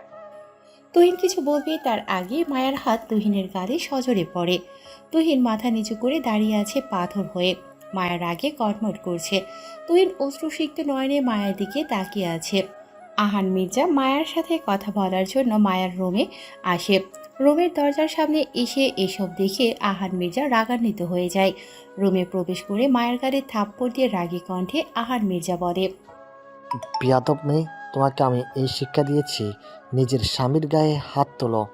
তোমার সাহস কত বড়! এরপর যদি তোমাকে আমি এই দুঃসাহস দেখাতে দেখি তাহলে আমার থেকে খারাপ তোমার জন্য কেউ হবে না। একটা ছোট লোকের সাথে আমাকে জোর করে বিয়ে দিয়েছো, এরপর আর কখনো আমার থেকে ভালো ব্যবহার আশা করো না আব্বু। ছোট লোক শুনতে শুনতে আমার কান ঝালাপাড়া হয়ে গেছে তোমাদের মা বাবার থেকে। এই ছোট লোক ছাড়া আর একটা খারাপ দিক দেখাও তুমি তুহিনের, যার জন্য তোমাকে তুহিনকে পছন্দ না। একটা কথা মনে রেখো মায়া, টাকা পয়সা দিয়ে সব কিছু হয় না। তুহিনের মতো ভালো ছেলে তুমি হাজার খুঁজলেও পাবে না। প্রয়োজন নেই আমার ভালো ছেলে, আমার ওকে পছন্দ না। কেন বুঝতে চাইছো না তুমি আব্বু? তাহলে এমডির পদ ছেড়ে দাও। তোমার মতো পদ বেঁধেছি মেয়েকে কখনো আমি আমার জায়গায় বসাবো না। আর আমার সব কিছু আমি তুহিনের নামে করে দেব। তারপর দেখি তোমরা মা মেয়ে কী করো। আপু প্লিজ, আপনারা রাগারাগি করবেন না। আপনি না এটা কিছুদিন সময় দিন, দেখবেন সব কিছু ঠিক হয়ে যাবে। কি ঠিক হবে না তুহিন? আজকে ও তোমার গায়ে হাত তুলেছে, এরপর আর কি করবে কে জানে। ভুল আমার ছিল আব্বু, আপনার যান, অনেক রাত হয়েছে, ঘুমিয়ে পড়ুন। আহান মির্জা মায়ার দিকে রাগী চোখে তাকিয়ে থেকে মায়ার রুম থেকে বের হয়ে যায়। মায়ার রাগে কটমট করতে করতে বেরিয়ে গিয়ে উল্টো পাশে শুয়ে পড়ে। তুহিন মুচকি হেসে মেঝেতে শুয়ে পড়ে। তুহিন বাইরে গাড়িতে হেলান দিয়ে অপেক্ষা করছে মায়ার জন্য। প্রায় 30 মিনিটের বেশি হয়ে গেছে তুহিন মায়ার জন্য অপেক্ষা করছে। সকালে ঘুম থেকে উঠে মায়া নতুন প্রজেক্টে সাইন করানোর জন্য কালেক্টরের কাছে এসেছে। কালেক্টরের অফিসের বাইরে তুহিন অপেক্ষা করে যাচ্ছে মায়ার জন্য। আমার সমস্ত ডকুমেন্ট ঠিক থাকার পরেও আপনি সাইন করতে কেন চাইছেন না? সাইন করব কি করব না সেটা সম্পূর্ণ আমার ব্যাপার। আর ডকুমেন্ট ভুল করার জন্য আমার হাতের কলমের খোঁচার একটাই যথেষ্ট। প্লিজ দয়া করে এরকম কিছু করবেন না। যদি আপনার কিছু চাই বলুন, টাকা পয়সা যদি লাগে আমার কোনো প্রবলেম নেই। মায়ার সমস্ত ডকুমেন্ট ঠিক থাকার পরেও আরিয়ান সাইন করতে চাইছে না। এর অবশ্য একটা কারণ রয়েছে, জানতে পারবেন সেটাও কিছুক্ষণের মধ্যেই। টাকার অনেক গরম দিচ্ছি আপনার, আমি আপনার ডকুমেন্টে সাইন করব না। কি করতে পারেন জান? আপনি যেমনটা ভাবছেন আমি তেমন কিছু বলতে চাইনি। কোনো কারণ তো আছে যে জন্য আপনি আমার ফাইলে করছেন না, তাই না? আমাকে বলুন কি এমন কারণ? আমার সমস্ত ডকুমেন্টস ঠিক থাকার পরেও আপনি কেন সেন্ড করতে চাইছেন না? কারণটা আমি তোকে বলছি। মায়া কারো কণ্ঠ শুনে পেছনে ঘুরে তাকায়। পেছনে ঘুরে যাকে দেখে নিজেকে বিশ্বাস করতে পারছে না। মায়ার কলেজ ফ্রেন্ড আসমা। আসমা, তুই এখানে? যা, চিনতে তাহলে কষ্ট হলো না? চিনতে কষ্ট কেন হবে? আর তুই এখানে কেন? এটা আমার হাজবেন্ডের অফিস, এখানে আসতে আমার নিশ্চয়ই তোর পারমিশন লাগবে না? তোর হাজবেন্ড মানে? তোর সামনে যে দাঁড়িয়ে আছে সেই আমার হাজবেন্ড, কালেক্টর আরিয়ান। আর আমি বারণ করেছি তোর ফাইলে সাইন করার জন্য। আসমা, কলেজে কি হয়েছে না হয়েছে সেসব বিষয় নিয়ে তুই আমার সাথে এমনটা করিস না। আজ সেই ঘটনা প্রায় 5-6 বছর হয়ে গেছে। এই ফাইলে যদি আমি সাইন না করাতে পারি তাহলে আমার প্রজেক্টটা বন্ধ হয়ে যাবে, আর আমার এমটি হওয়ার স্বপ্নটাও নষ্ট হয়ে যাবে। সেটা সম্পূর্ণ তোর ব্যাপার, কিন্তু তোর এই ব্যবহার আমি আজও ভুলিনি। চলুন একটু অতীত থেকে ঘুরে আসি। আসমা মধ্যবিত্ত পরিবারের মেয়ে, খুব সাধারণভাবে কলেজে যাওয়া আসা করে। মায়ার সাথে আসমার সম্পর্ক খুব একটা ভালো না হলেও খারাপ নয়। মনে হয় বড়লোক বাবার মেয়ে, তাই গরিবের মধ্যবিত্ত মানুষদের দু চোখে দেখতেই পারে না। একদিন আরিয়ান কলেজ থেকে বাইরে যাচ্ছে আর মায়া কলেজের ভিতরে ঢোকে। হঠাৎ ভুলবশত মায়ার পায়ে আরিয়ানের পা লেগে যায় আর এতে করে মায়ার জুতোতে কিছুটা ময়লা লাগে। মায়া এটা দেখে রাগে কটমট করতে করতে আরিয়ানের কাছে এসে আরিয়ানের গালে সজোরে থাপ্পড় মারে। আশেপাশে সবাই এমন শব্দ পেয়ে সেদিকে তাকায়। আরিয়ান লজ্জায় মাথা নিচু করে আছে। মায়া কিছু বলবে তার আগেই আসমা বলে, মায়া, ও আমার বয়ফ্রেন্ড, ভুলবশত তোর পায়ে পা লেগে গেছে, প্লিজ এখানে শেষ করে দে বিষয়টা। আচ্ছা, এই ফকিনিটা তোর বয়ফ্রেন্ড? অবশ্য ঠিকই আছে। তুই যেমন ফকিনি তেমন ফকিনির সাথে তোর সম্পর্ক হয়েছে। মায়ার কথা শুনে আসমা মাথা নিচু করে ফেলে। মায়ার আর এক ফ্রেন্ড তুবা বলে, বাদ দে না মায়া, ভুল করে হয়ে গেছে। ভুল করে হয়ে গেছে মানে? ছোট লোকের বাচ্চাটার চোখ কি বাসায় রেখে এসেছে? বাদ দে মায়া, সবাই তাকিয়েছে এদিকে। সাথে হলো আসমা আমাদের বন্ধু। আফরা ঠিকই বলেছে মায়া। এই, তোরা চুপ থাকতো। এই ছোট লোকের বাচ্চা, এখনো দাঁড়িয়ে আছিস কেন? তোর গায়ের শার্ট খুলে আমার জুতো মুছে দে, নয়তো আমি তোর এমন অবস্থা করব হেঁটে এখান থেকে বাসায় যেতে পারবে না। মায়া, আমি তোর কাছে 2 হাত জোর করে ক্ষমা চাইছি, ইচ্ছে করে এরকম কিছুই করেনি। সবাই দেখ কেমন ভাবে তাকিয়ে আছে, প্লিজ তুই ওকে ক্ষমা করে দে। আচ্ছা, ওকে ক্ষমা করে দেব। তাহলে তুই একটা কাজ কর, তুই তোর ওড়না দিয়ে আমার জুতো মুছে দে। আসমাকে কিছু বলতে হবে না, আমি আমার শার্ট নিয়ে যত মতামত দিচ্ছি। মায়া, এরকম সিনক্রেট করিস না। সবার সামনে ও যদি ওর শার্ট খুলে তোর জুতো মুছে দেয়, তাহলে আর কখনই কলেজে কারোর সামনে মুখ দেখাতে পারবে? না দেখে ভুল করে ফেলেছে মায়া, এবারের মতো ছেড়ে দে না। তোরা দুজন চুপ করে থাকবি? ওই ছোট লোকের বাচ্চাটা যা করেছে তার শাস্তি এটাই। আরিয়ান নিজের শার্ট খুলে ফেলে। কলেজের সবাই হাসাহাসি করতে থাকে এটা দেখে। আসমা মাথা নিচু করে নীরবে চোখের পানি ফেলে যাচ্ছে। আরিয়ান মায়ার সামনে বসে নিজের শার্ট দিয়ে মায়ার জুতা পরিষ্কার করে দিতে থাকে। পরিষ্কার করা হয়ে গেলে মায়া আরিয়ানের বুকে লাথি মারে। আরিয়ান মাটিতে শুয়ে পড়ে। আসমা চোখ বন্ধ করে নীরবে চোখের পানি ফেলেই যাচ্ছে। মায়া রাগী কণ্ঠে বলে, এবার শুধু এটুকুতেই ছেড়ে দিলাম। এরপর যদি এমন ভুল করিস তাহলে তোর জুতো খুলে তোর গালে মারবো। কথা শেষ করে মায়া কলেজ গেট দিয়ে বের হয়ে যায়। আসমা ধরে গিয়ে আরিয়ানকে জড়িয়ে ধরে কান্না করতে থাকে। তুবা আর আফরার চোখ থেকেও নীরবে পানি পড়ছে। চোখের পানি মুছে তুবা আফরাকে উদ্দেশ্য করে বলে, মায়া, কাজটা একদম ঠিকই করলো না। এতগুলো মানুষের সামনে একটা মানুষের সাথে এমন ব্যবহার কেউ করতে পারে? সেটা মায়াকে না দেখলে জানতাম না। কি করবি বল, বড়লোক বাবার মেয়ে তো। ওর বাবার টাকার এদেশের বড় বড় এমপি, মন্ত্রী, পুলিশরা চলে, তাই যখন যা ইচ্ছে হয় তাই করে। আসমা আমাদের ফ্রেন্ড, ওর বয়ফ্রেন্ডের সাথে এরকমটা না করলে ওর হতো না। কলেজের সবাইকে সাক্ষী রেখে আজ বলে যাচ্ছি, এমন একটা দিন আসবে যেদিন সেম কষ্ট আমি মায়ের সাথে করব, মায়ের বয়ফ্রেন্ড বা হাজব্যান্ডকে দিয়ে। আমি যদি আমার আরিয়ানের জুতা না মোছাতে পারি তাহলে আমি এক বাপের মেয়ে নই। আরিয়ান, চলো এখান থেকে। বলে আসমা আরিয়ানকে নিয়ে কলেজ থেকে বের হতে থাকে। কলেজের সকল স্টুডেন্টরা আরিয়ানের দিকে তাকিয়ে মুচকি মুচকি হাসে। আসমা মাথা নিচু করে আরিয়ানকে নিয়ে হেঁটে যাচ্ছে। বর্তমান, আমি সেদিন শপথ করেছিলাম মায়া, তোর হাজব্যান্ডকে দিয়ে আমি আমার হাজব্যান্ডের জুতো মোছাবো। অবশেষে আজকে সেই দিনটা আসলো। যা ঘরে গিয়ে নিজের হাজব্যান্ডকে আমার হাজব্যান্ডের জুতা মোছা দিয়ে ফাইলে সাইন করিয়ে নিয়ে যা। তোর সাথে অন্যায় আমি করেছি আসমা, তাই তো যা করা আমার সাথে কর। না না, এমন তো হবে না, তাহলে তো আমার মনের ইচ্ছেটা পূর্ণ হচ্ছে না। যদি এই ফাইল সাইন করতে চাস আর নিজস্ব স্বপ্নকে বাঁচিয়ে রাখতে চাস, তাহলে যে নিজের হাজব্যান্ডকে নিয়ে আয়। আমার ওয়াইফ যা বলে আমি তাই করি। আজ আমি এই ক্যারেক্টারের চেয়ারে বসে আছি শুধুমাত্র ওরই জন্য। ও যা বলছে তাই করো মিস মায়া। ও সরি, মিসেস মায়া। মায়া কিছু না বলে মাথা নিচু করে অফিস রুম থেকে বের হয়ে যায়। গেটের বাইরে আসতেই রোদের সাথে দেখা হয় মায়ার। রোদ মায়াকে উদ্দেশ্য করে বলে, কি হয়েছে মায়া, ফাইলে সাইন করাতে পারোনি? চাইলে সাইন করাতে না পারলে তোমার এমডি হওয়ার স্বপ্ন তো শেষ হয়ে যাবে। এরপর নতুন এমডি আমি হব। এই সব কিছু তুমি করেছো তাই না? ইয়েস, মির্জা গ্রুপের এমডি হওয়ার জন্য যেমন তুমি সবকিছু করতে পারো, তেমন আমিও সবকিছু করতে পারি। পিছন থেকে কেন ছুরি মারছো? যদি সত্যি পুরুষ হয়ে থাকো তাহলে সামনাসামনি মোকাবেলা করো। Everything is fair and love in work, Maya. এই লাইনটা জানো তো? কি হয়েছে মায়া? আরে ফকিন্নি, বোন জামাই যে আমার, তোমার বউ ফাইলে সাইন করতে পারেনি, তাই মন খারাপ। তুমি তো কাল রাতে সব কিছু ঠিক করলে মায়া, আর তোমার প্রস্তুতি দেখে মনে হয়নি তোমার ফাইলে কোনো কিছু ভুল হয়েছে। তাহলে সাইন কেন করো না? ওসব নিয়ে তোমাকে ভাবতে হবে না, চলো এখান থেকে। মায়া তুহিনকে তুমি করে বলছে। তুহিন যেন নতুন এক মায়াকে দেখছে। সেই রাগী অহংকারী ভাবটাও মায়ার মধ্যে দেখতে পাচ্ছে না তুহিন। কি হয়েছে আমাকে বলো, আমি যদি কিছু করতে পারি। এই বকলাম ফকিন্নি নাকি তোমার প্রজেক্ট স্নান করাতে সাহায্য করবে?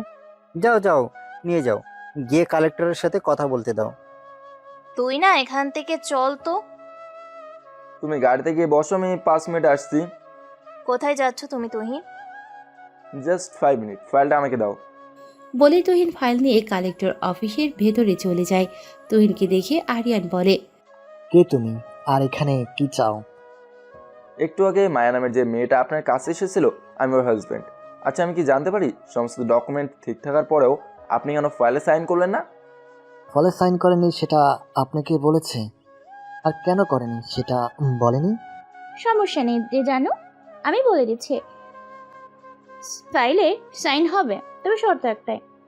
কি শর্ত? তোর পরানো শার্টটা খুলে আমার হাজবেন্ডের জুতা মুছে দে, তারপর সাইন করে নিয়ে যা।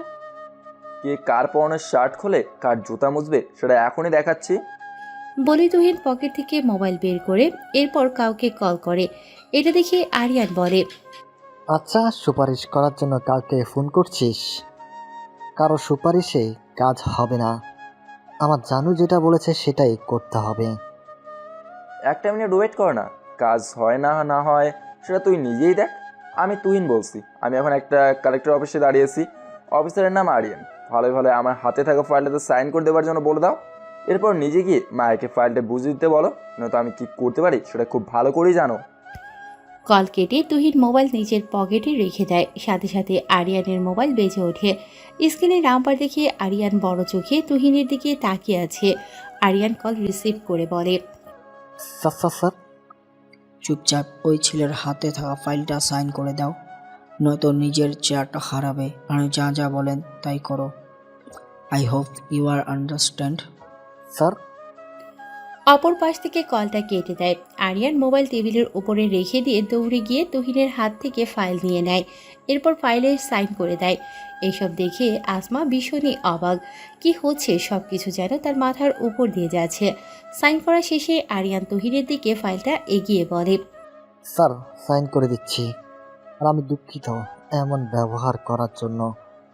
চলুন স্যার, আমি আপনাকে এগিয়ে দিয়ে আসি।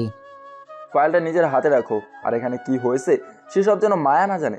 মায়া যদি কিছু জিজ্ঞেস করে তাহলে বলবে আমি তোমাকে রিকোয়েস্ট করছি, হাতে পায়ে ধরছি, তাই তুমি সাইন করে দিয়েছো। আপনি যা বলবেন তাই হবে স্যার। তো আর লেট কেন, চলুন যাওয়া যাক। আর হ্যাঁ, মায়াকে আপনি এবং আপনার স্ত্রী সরি বলতে ভুলবেন না। বলে তিনজন বাহিরের দিকে হাঁটতে থাকে। মায়া বিরক্ত হয়ে গেছে এত সময় লেট করছে বলে তুহিন। আর অন্যদিকে রোদের খোঁজে দেওয়া কথা তো রয়েছেই। রোদ হাসতে হাসতে বলে, যাও ভেতরে গিয়ে দেখো তোমার ফকিন্নি জামাইকে না আবার ঘুম করে দেয়। তোমার কাছে আমি কিছু শুনতে চেয়েছি, কেন বিরক্ত করছো বারবার? আর কিছু বলবে তার আগেই তিনজন একসাথে গেট দিয়ে বের হয়ে আসে।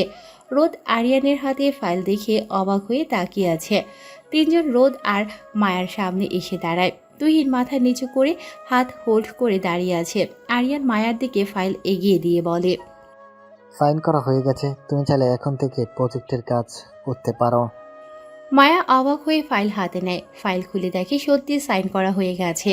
অবাক চোখে তুহিনের দিকে তাকায়। আর অন্যদিকে রোদের মাথায় যেন আকাশ ভেঙে পড়ে। রোদ রেগে গিয়ে বলে, এই আরিয়ান, তুই সাইন করে দিয়েছিস মানে? তোর সাথে আমার কি কথা হয়েছিল ভুলে গেছিস?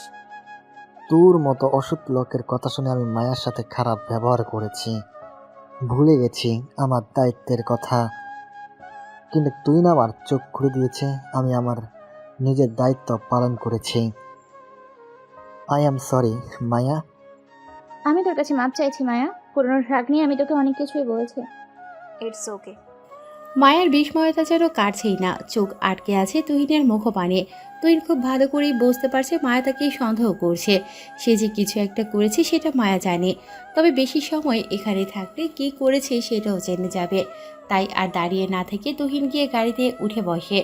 মায়াও তুহিনের পেছনে পেছনে গিয়ে গাড়িতে উঠে বসে, তবে আজ আর পেছনে নয়, তুহিনের পাশেই বসেছে।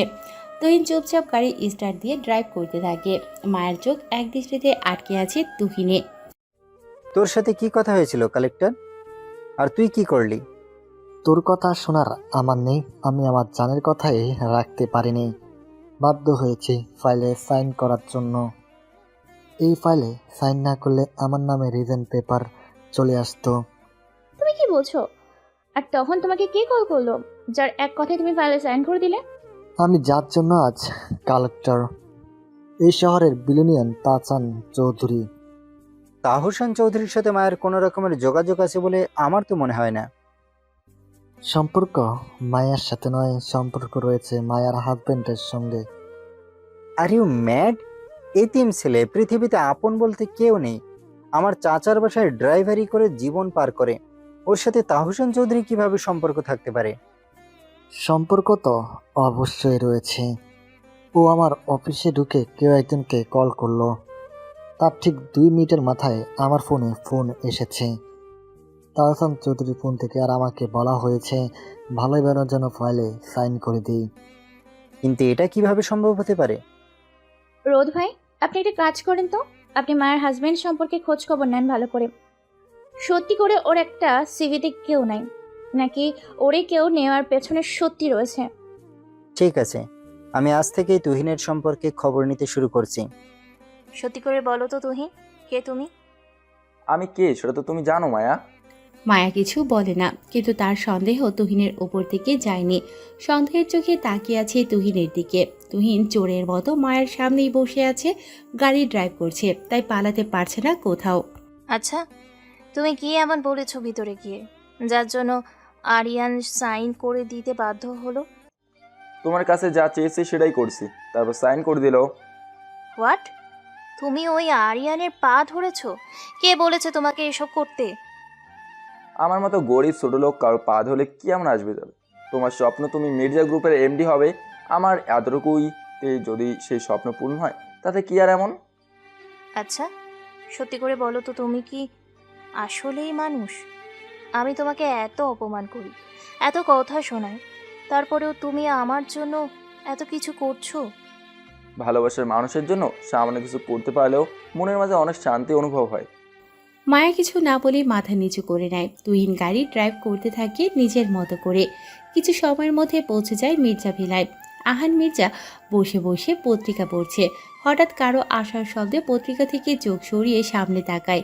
তার সামনে মায়া আর তুহিন দাঁড়িয়ে আছে। মায়াকে দেখে আহান মির্জা জিজ্ঞেস করে, কি হলো, ফাইলে সাইন করিয়েছ? আবু, এই যে ফাইল, এখানে কালেক্টরের সাইন রয়েছে। আহান মির্জার মায়ার হাত থেকে ফাইল নিয়ে ভালো করে দেখতে থাকে। কিছু সময় পর আহান মির্জা বলে, গুড, কাল থেকে তুমি হবে অফিসের নতুন এমডি। আমি কাল অফিস গিয়ে তোমার নামে করে দিয়ে আসবো। তবে একটা কথা মনে রেখো মায়া, এই মির্জা কোম্পানি আমি একটু একটু করে নিজের হাতে তৈরি করেছি। এই মির্জা কোম্পানির মান সম্মান সেটা যেন কখনো নষ্ট না হয়। তুমি শুধু দোয়া করো আপু, আমি যেন তোমার মতো করেই এই মির্জা কোম্পানিকে আগলে রাখতে পারি। কাল অফিস থেকে আসার পর বাসায় পার্টি হবে। তোমার যত ফ্রেন্ড আছে তাদেরকে তুমি ইনভাইট করে নাও। মির্জা গ্রুপের নতুন ওনারের পার্টি। মায়া মাথা নেড়ে চলে যায়। তুহিনও আর সেখানে না থেকে রোমে চলে আসে। মায়া মেয়েটে বসে গভীর চিন্তায় ডুবে আছে। রোমে ঢুকে মায়াকে এতটা চিন্তিত দেখে তুহিন জিজ্ঞেস করে, তুমি কি কোনো বিষয় নিয়ে খুব চিন্তিত? হ্যাঁ, না তো, তুমি কখন আসলে রুমে? মাত্র এসেছি, কিন্তু তোমাকে তো দেখে খুব চিন্তিত মনে হচ্ছে। আজকে তোমার খুশি হওয়ার কথা, তোমার স্বপ্ন পূরণ হচ্ছে কাল। সেটা তো অবশ্যই। তোমার যদি ফ্রেন্ড থাকে তুমি তাদেরকেও ইনভাইট করতে পারো কালকের পার্টিতে। তোমরা ছাড়া আমার আর কেউ নেই। সত্যি তোমার আর কেউ নেই? তোমাকে মিথ্যা কেন বলবো? আচ্ছা এসব ছাড়ো, কাল তুমি আমার সাথে মার্কেটে যাবে। হঠাৎ মার্কেটে কেন? সবাই জানে তুমি আমার হাজবেন্ড, যদিও আমি এই বিয়েটা মানি না, কিন্তু সমাজের সবার চোখে তুমি আর আমি স্বামী স্ত্রী। তাই পার্টিতে তুমি এরকম ড্রেস পরে থাকবে, এটা সবাই ভালো চোখে দেখবে না। আর তাছাড়াও তুমি যদি এইরকম করে পার্টিতে থাকো, আব্বুর মান সম্মান নিয়ে টানাটানি হবে। হঠাৎ করে আমার উপর এত দয়া দেখানোর কারণ কি জানতে পারি? কোনো কারণ নেই, শুধু যাতে আমাদের মির্জা পরিবারের সম্মান নষ্ট না হয় তার জন্য। এর বাহিরে অন্য কোনো কিছু নেই। আশা করি তুমি তোমার উত্তর পেয়ে গেছো। তুহিন কিছু না বলে মৃদু হাসে। মায়া তুহিনের হাসির কারণ বুঝতে পারে না। পরের দিন সকাল 10টা, মির্জা কোম্পানির সবাই একসাথে জড়ো হয়েছে। সাথে রফিক মির্জা ও রোদ এসেছে। আহান মির্জা আর মায়া সবার সামনে দাঁড়িয়ে আছে। আহান মির্জা বলতে শুরু করে, দীর্ঘ অনেকটা সময় আমি আপনাদের সাথে ছিলাম। এখন আমার অনেক বয়স হয়ে গেছে, তাই অফিসের এই দায়িত্ব আমার পক্ষে আর নেওয়া সম্ভব হচ্ছে না। আজ এখন এই মুহূর্ত থেকে আপনাদের একমাত্র এমডি আমার মেয়ে মায়া। এখন থেকে এই অফিস মায়ার কথা মতনই চলবে। এখানে এই অফিসের সমস্ত ডকুমেন্ট রয়েছে, যা সব কিছু আমি মায়ার নামে করে দিয়েছি। আশা করি আপনারা যেভাবে আমাকে সাহায্য করেছেন এই মির্জা কোম্পানিকে এতটা দূরে নিয়ে যেতে, মায়াকেও ঠিক ততটাই সাহায্য করবেন।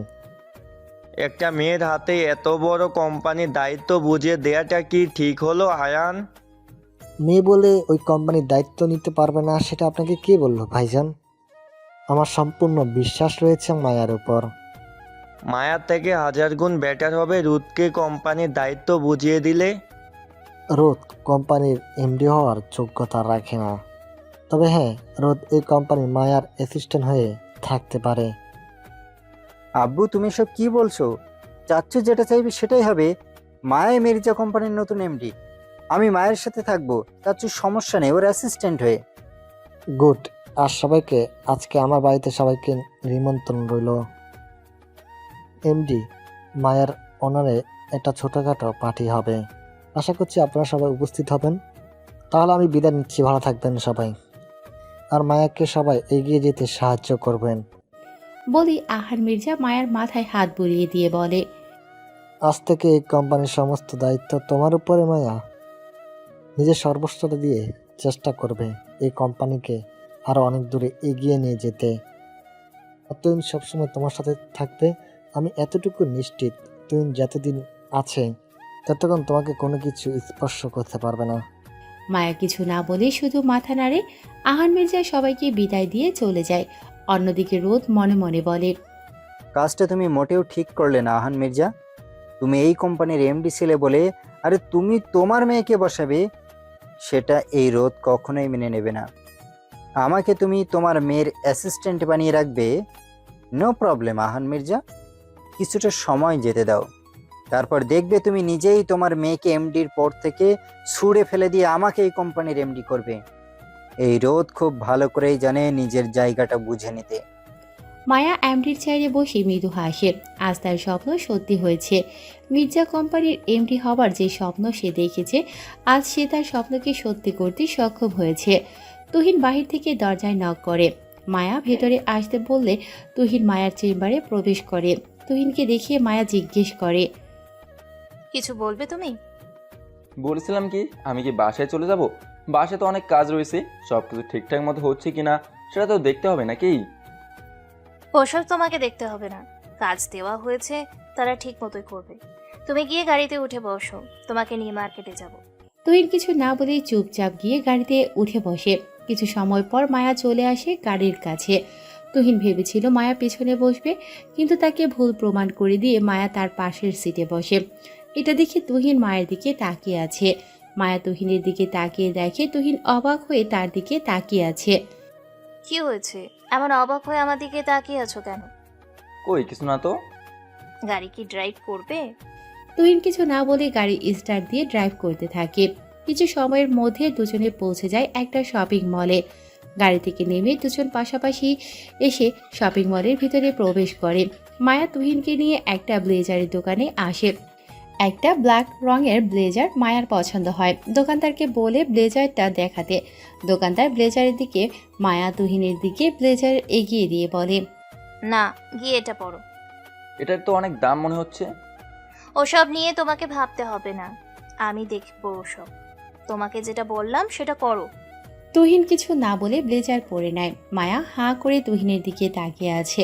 একটা ব্লেজার পরায় তুহিনকে একদম অন্যরকম লাগছে।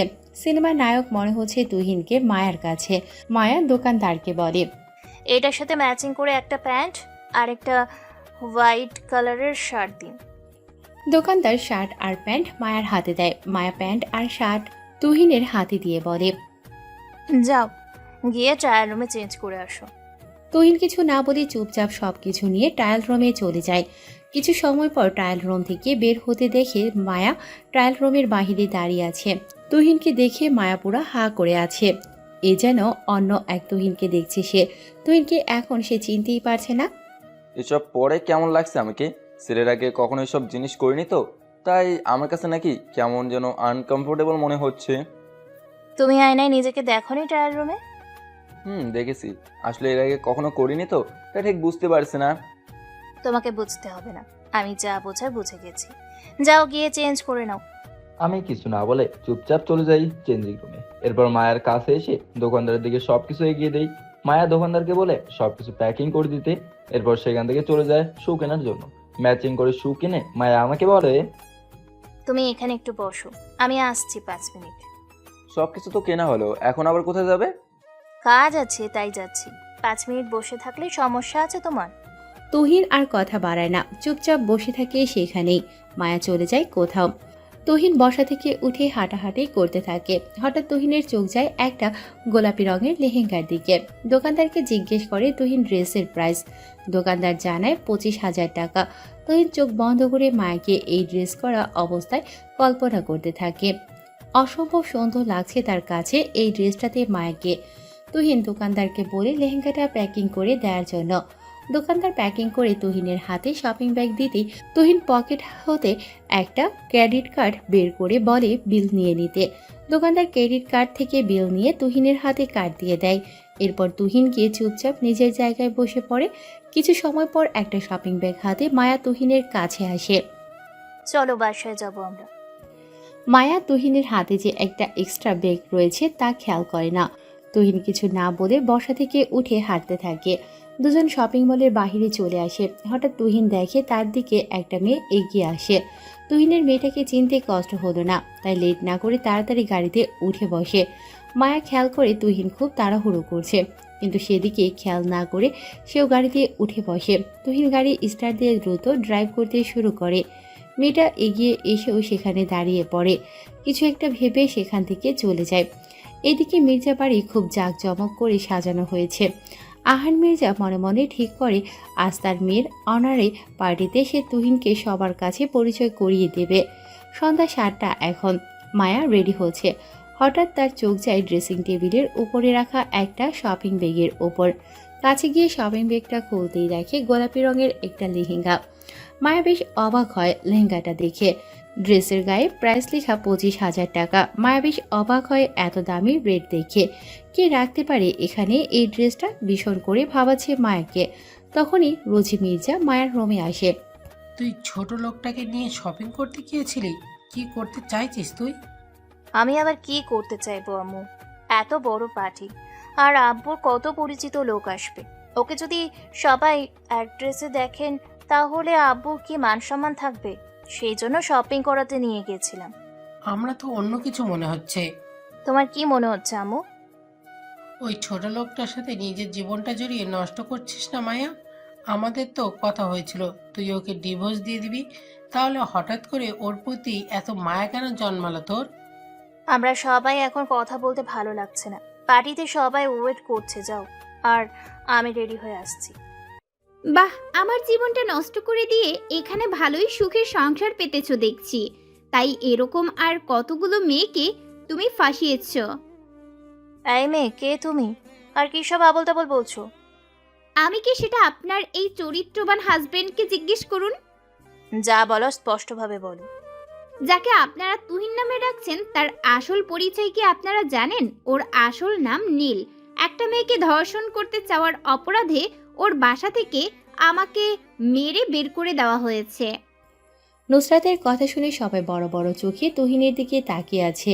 তুহিন মাথা নিচু করে সবকিছু শুনে যাচ্ছে। কি হয়তো আহান মির্জা আপনার সেই চরিত্রবান বিশ্বাসের পোটলা আসল রূপটা আবার শুনলেন তো? তুমি চুপ করে থাকো তুহিন, এই মেয়ে কি বলছে? তুমি চুপ করে আছো কেন? কি বলবে এই চরিত্রহীন লম্পটটা? আমি যে মেয়ের কথা বলছি সেটা আর কেউ নয়, আমার কথা। ও আমাকে নষ্ট করতে চেয়েছিল কিন্তু পারেনি, তাই ওর বাবা আমাকে মেরে বাসা থেকে বের করে দিয়েছে। কি বলছি সব? মেয়েটা আফরা, যাকে আমরা এতটা ভালো জানতাম, তার আসল রূপ তাহলে এই? মুখ দেখে মানুষ চেনা সত্যি বড় দায়। এই ভালো মানুষের মুখোশের আড়ালে তাহলে এসব ছিল। মায়া, তুই এখনো চুপচাপ দাঁড়িয়ে থাকবি? তোর পায়ের জুতো খুলে লম্পটটার গালে মার। জুতা পেটা করতে করতে ওকে বাসা থেকে বের করে দে। তুমি একটু চুপ করে থাকবে আম্মু? কি হলো তুহিন, তুমি চুপচাপ দাঁড়িয়ে আছো কেন? আমি শুধু তোমার কাছে এইটুকুই জানতে চাই, এই মেয়েটা যা বলছে তা কি সত্যি? আমি এসব নিয়ে কোনো কথা বলতে চাই না মায়া। কথা বলবে কি করে ও? কিছু বলার মুখ কি ওর আছে? ওই সব করেছে বলেই চুপচাপ সব কিছু চলে যাচ্ছে। আর যদিও কিছু না করতো তাহলে সব কিছু বলতো এখানে। প্লিজ আম্মু, তুমি একটু চুপ করে থাকো না। তোকে যেটা জিজ্ঞেস করছি সেটার উত্তর দাও। সব কি সত্যি না মিথ্যে? আপনি হয়তো জানেন না আমি মায়া। একটা মেয়ের ইচ্ছে করে নিজেকে চরিত্রহীন বানাবে না। ওর চুপ করে থাকাই প্রমাণ করছে আমি যা বলছি তাই সবই সত্যি। আমি শুধু তোমার কাছে জানতে চাই, তুমি এটা সত্য না মিথ্যে? কি মায়া, এখন কি বললে তুমি? তোমার চরিত্রবান স্বামীর তাহলে এই রূপ? আমি তোমাকে কিছু জিজ্ঞেস করিনি। আমাকে জিজ্ঞেস করতে হবে কেন? আমাদের বাড়ির জামাই সে। মানুষ তো আমার দিকেও আঙুল তুলবে, তাই না? তুহিন, তুমি চুপ করে আছো কেন? সবাই এত কিছু বলছে, তুমি কেন চুপ করে আছো? যখন একটা মানুষ চুপচাপ হয়ে যায়, নিজের হককে নিয়েও বলা বন্ধ করে দেয়, তাহলে বুঝে নিও সেই মানুষটা নিজের মধ্যে অনেক কিছু দাফন করে দিয়েছে। তোমার এইসব রহস্য কথা আমি শুনতে চাই না তুহিন। শুধু এইটুকু বলো, এটা সত্যি না মিথ্যে? সব কিছু মিথ্যে। সবকিছু যদি মিথ্যা হয় তাহলে সত্যিটা কি তুই বল? সত্যিটা আমি বলতে পারবো না, তবে এতটুকু বলতে পারি, এই মেয়েটা যা বললো সবটাই মিথ্যে, আমি নির্দোষ। তুমি যদি নির্দোষ হয়ে থাকো তাহলে সত্যিটা বলতে তোমার প্রবলেম কোথায়? মেয়েটার সম্পর্কে আমার ফুফাতো বোন হয়, তাই আমি চাই না ওর দিকে কেউ আঙুল তুলে কথা বলুক। তুমি চাও না মেয়েটার দিকে কেউ আঙুল তুলে কথা বলুক? কিন্তু এই মেয়েটা তো তোমাকে বড়া মজলিতে চরিত্রহীন বানিয়ে দিল। এই মেয়েটা তো তোমাকে সবার সামনে দর্শক হিসাবে তৈরি করে দিল তুহিন। এটা ওর সমস্যা আব্বু, আমি যে অপরাধী নই এটা আমার খোদা তো জানে। খোদা জানে, আর তাই তো তোর আসল রূপটা আমাদের সামনে আজ প্রকাশ করে দিল। আমরাও সবটা জানি। হঠাৎ কারো কণ্ঠ শুনে সবাই গেটের দিকে তাকায়। আহান মির্জা সহ বাকিদের চিনতে একটু কষ্ট হলো মানুষটাকে। তার পাশেই একজন ভদ্রমহিলা দাঁড়িয়ে আছে। আহান মির্জা দৌড়ে লোকটার সামনে যায়।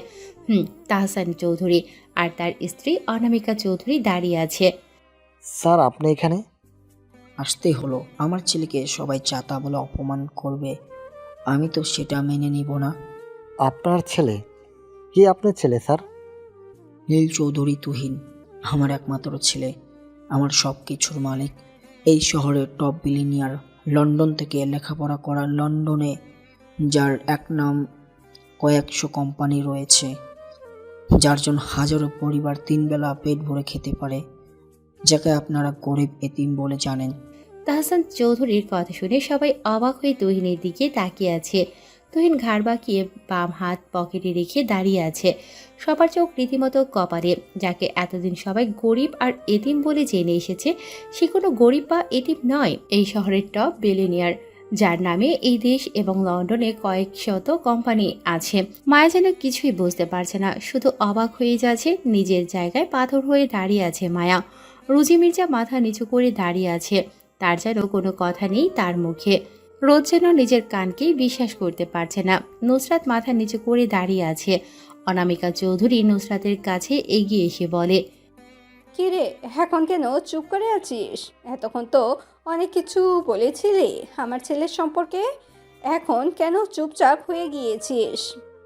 মামি আসলে আর কিছু বলার আগেই অনামিকা চৌধুরী নুসরাতের গালে থাপ্পড় দিয়ে বলে, এখনও তুই কথা বলছিস? এত বড় খারাপ কাজ করে তার সব দোষ আমার ছেলের উপর দিয়ে দিয়েছিস তুই। সব কিছু শুনেছি আমি উনার থেকে। আর নীলও তোকে একের পর এক মিথ্যা বলে অপমান করছে সবার সামনে। তুই সব কিছু কেন মুখ বন্ধ করে সহ্য করেছিস? কেন ওর গালে থাপ্পড় দিয়ে সত্যিটা বললি না সবার সামনে? আমি বারণ করেছিলাম সত্যিটা বলতে, তাই এত সময় চুপ করে সব কিছু সহ্য করেছি নীল। তুমি ওকে সত্যি বলতে বারণ করেছো, কিন্তু কেন? ফ্ল্যাশব্যাক। তুহিন নিজের রুমে শুয়ে আছে। হঠাৎ নুসরাত তুহিনের রুমে ঢুকে দরজা বন্ধ করে দেয়।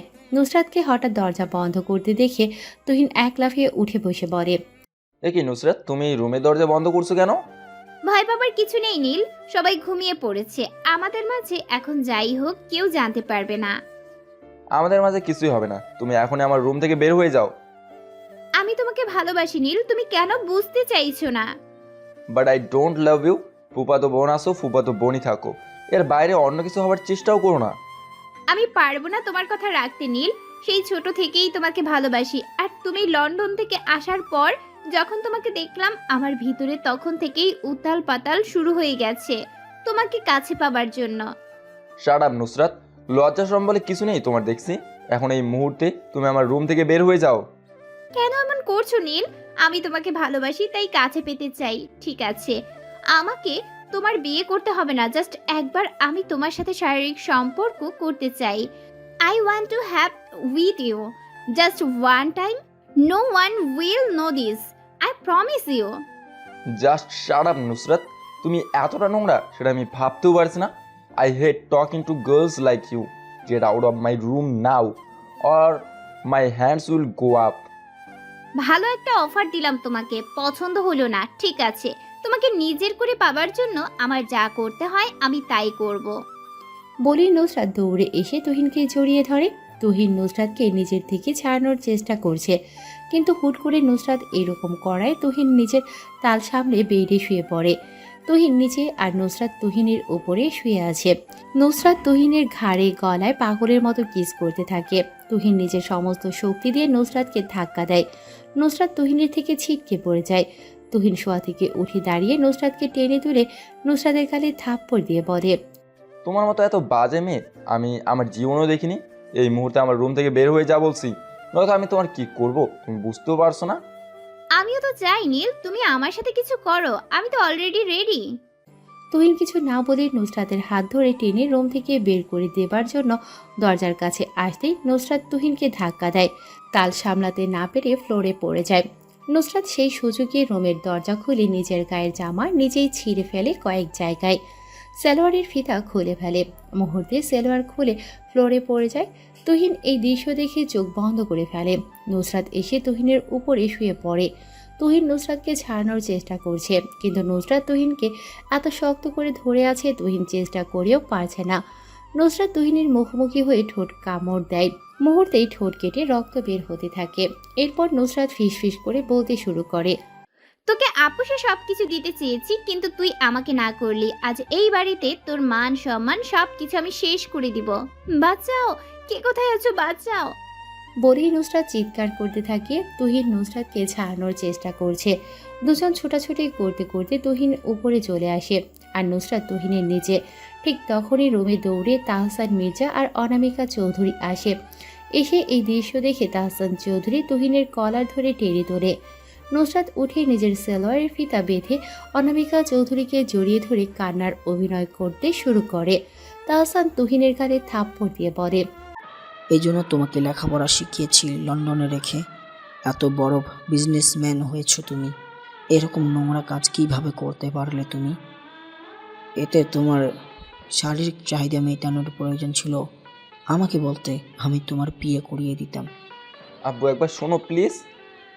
কি বলার আছে তোমার? হ্যাঁ, আর যা দেখার তো নিজের চোখে দেখলাম। এই শহরের টপ বিলিনিয়ার নীল চৌধুরীর তুই একটা মেয়ের ইজ্জত নেওয়ার চেষ্টা করছিল। আব্বু তুমি যা দেখছো তা সম্পূর্ণটাই ভুল, আমি এমন কিছুই করিনি। একদম চুপ তুমি। আর একটাও কথা বলবে না। অনামিকা, তুমি চোখে আমাদের রুমে নিয়ে যাও। অনামিকা চৌধুরী কিছু না বলে নুসরাতকে নিয়ে চলে যায়। তাহসান চৌধুরী দরজা ভেতর থেকে লক করে দেয়। তুহিন কিছু না বলে মাথা নিচু করে আছে। তাকে এখন বিনা অপরাধে শাস্তি পেতে হবে, এটা তার বোঝা হয়ে গেছে। তুহিন ভেবেছিল তাহসান চৌধুরী তার কোমরের বেল্ট খুলে এখন তাকে মারবে, কিন্তু তুহিনকে ভুল প্রমাণ করে দিয়ে তাহসান চৌধুরী তুহিনের হাত ধরে বেডে বসিয়ে দেয়। তুহিন অবাক চোখে তাকিয়ে আছে তার আব্বুর দিকে। শান্ত কণ্ঠে তাহসান চৌধুরী বলে, আমার ছেলেকে আমি এমন শিক্ষাই দেইনি। সত্যিটা কি বলো আমাকে। সত্যিটা তো তুমি আম্মুর সামনেও জিজ্ঞেস করতে পারতে আব্বু। আম্মু এখন আমার সম্পর্কে কি ভাবছে তুমি বলো।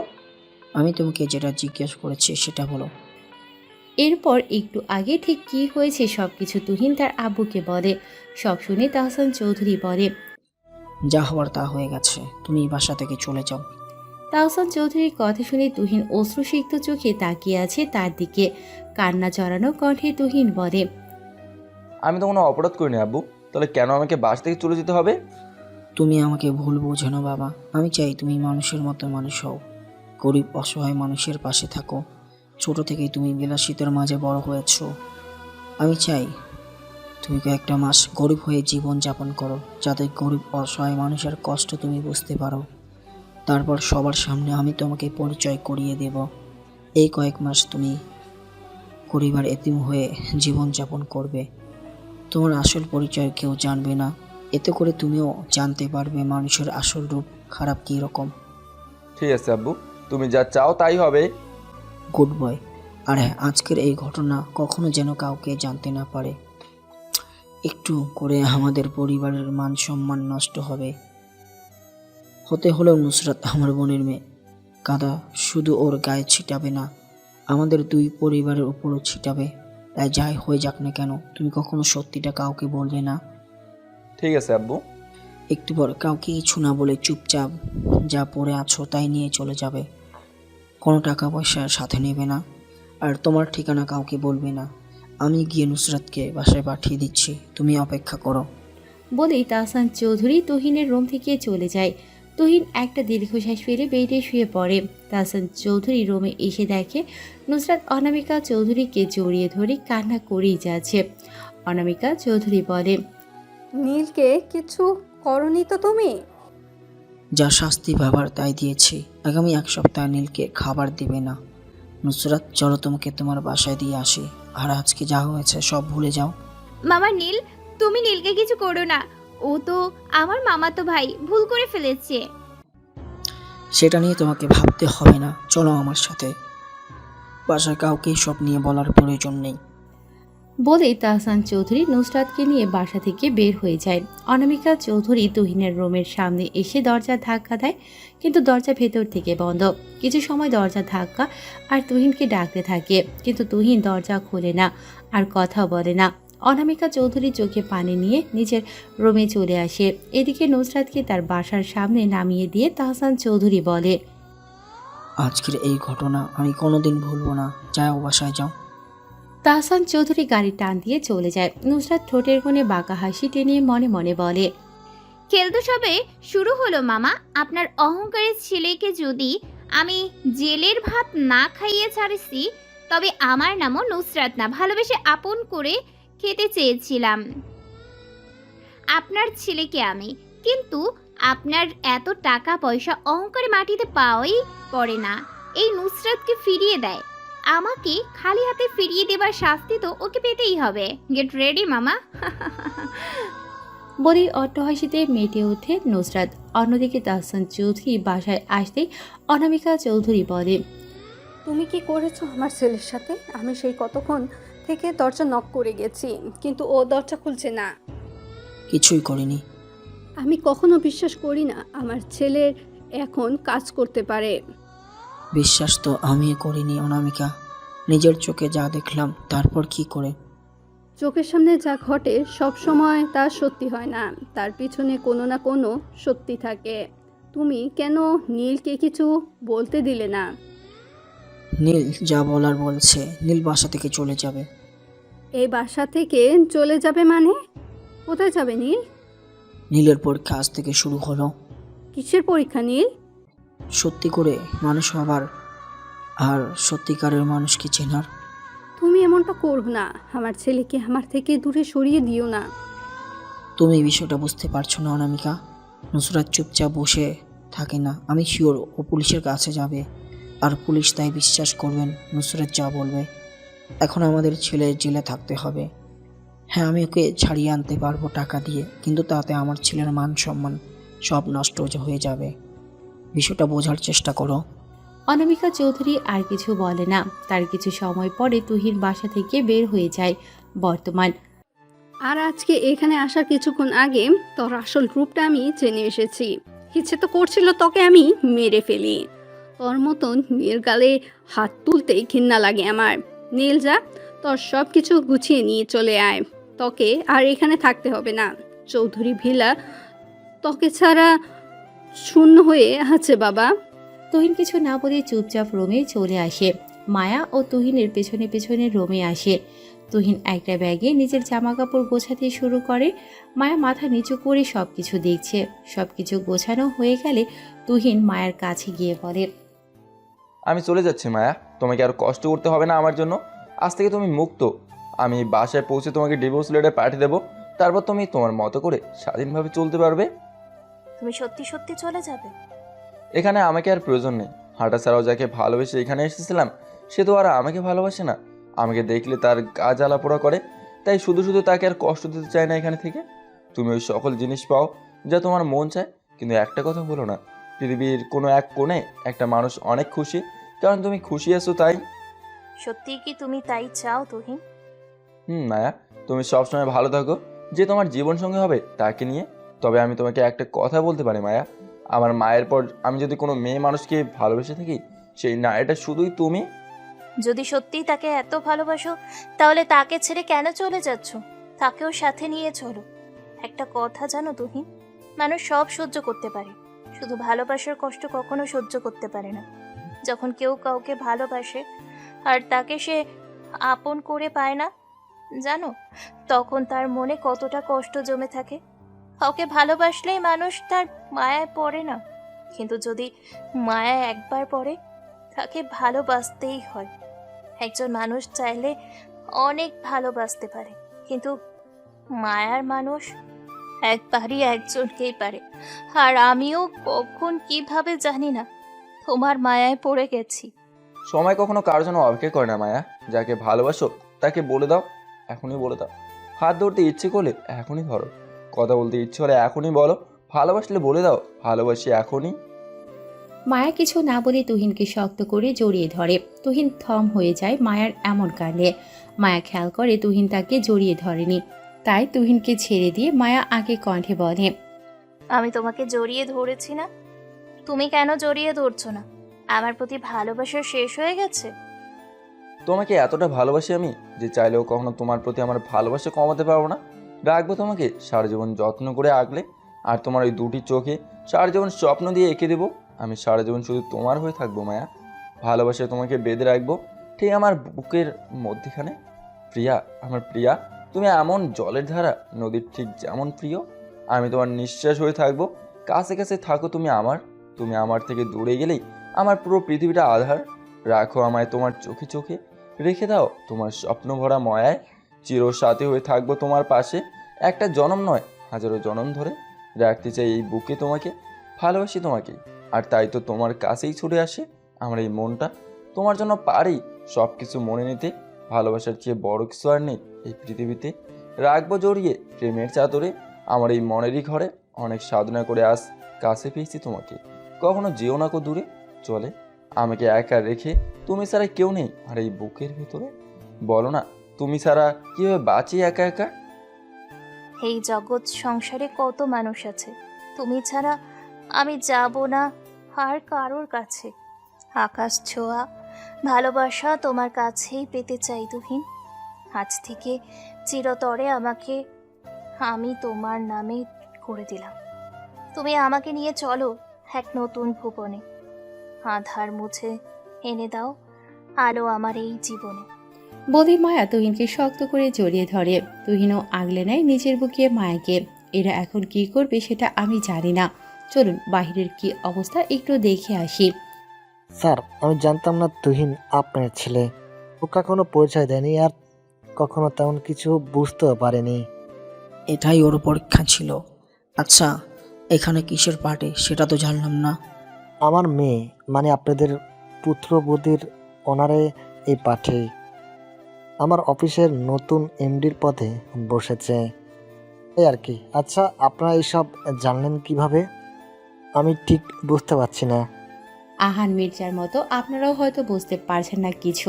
তাহসান চৌধুরী আর অনামিকা চৌধুরী এখানে আসলো কি করে, চলুন তার মুখেই শুনিনি। যখন নুসরত এসব করছিল তখন নীলা আমাকে টেক্সট করে আর এখানকার সব কিছু জানায়, লোকেশন সেন্ড করার সাথে। আমার ছেলে এই অপমান আমি নিতে পারছিলাম না, তাই চলে আসলাম। তুমি একটা মেয়ে হয়ে এত নোংরা কাজ কিভাবে করলে?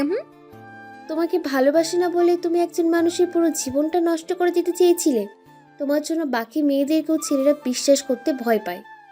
কি আন্টি, এখন কেন চুপচাপ হয়ে দাঁড়িয়ে আছেন? বলুন, এখন সত্যিটা শুনলেন তো? রুচি মির্জা তাহসান চৌধুরীর কাছে এসে মাথা নিচু করে বলে, আমাকে ক্ষমা করে দিন, আমি না জেনে শুনে অনেক কিছু বলেছি তুহিনকে। এখন কোথায় গেল তোমার সেই অহংকার? এখন আর তুহিনকে অপমান করবে না? নিজের ভুল আমি বুঝতে পেরেছি, আমি অনুতপ্ত। নিজের ভুলের জন্যে তুমিও আমাকে ক্ষমা করে দাও। মানুষ মাত্রই ভুল হয়ে যায় ভাবি। আপনি আপনার ভুল বুঝতে পেরেছেন, এটাই অনেক। আপনার ভাইয়ের ছেলেটা কোথায় আহান সাহেব? বলেই চারপাশে তাকায় তাহসান চৌধুরী, দেখে এক কোণে মাথা নিচু করে দাঁড়িয়ে আছে রফিক মির্জা আর রোদ। তাহসান চৌধুরী রোদের কাছে গিয়ে বলে, তুমি কি কি করেছো সব কিছু আমি জানি। সব শয়তানি বন্ধ করে ভালো হয়ে যাও, নয়তো এবার ক্ষমা করলেও এরপর আর সুযোগ পাবে না। রোদ শুকনো ঢোক গিলে মাথা নাড়ে। এইদিকে রুমের দরজা বন্ধ, মেঝেতে দুজোড়া ড্রেস পরে আছে, গায়ে একটা কাঁথা জড়িয়ে মায়াকে বুকে নিয়ে শুয়ে আছে তুহিন। তুহিন এক হাতে মায়ার চুলে বিলি কেটে দিচ্ছে, অন্য হাতে মায়াকে জড়িয়ে ধরে আছে। মায়া দু হাতে তুহিনের গলা জড়িয়ে ধরে আছে। একটু পর মায়া তুহিনের খোলা বুকে কিস করতে থাকে।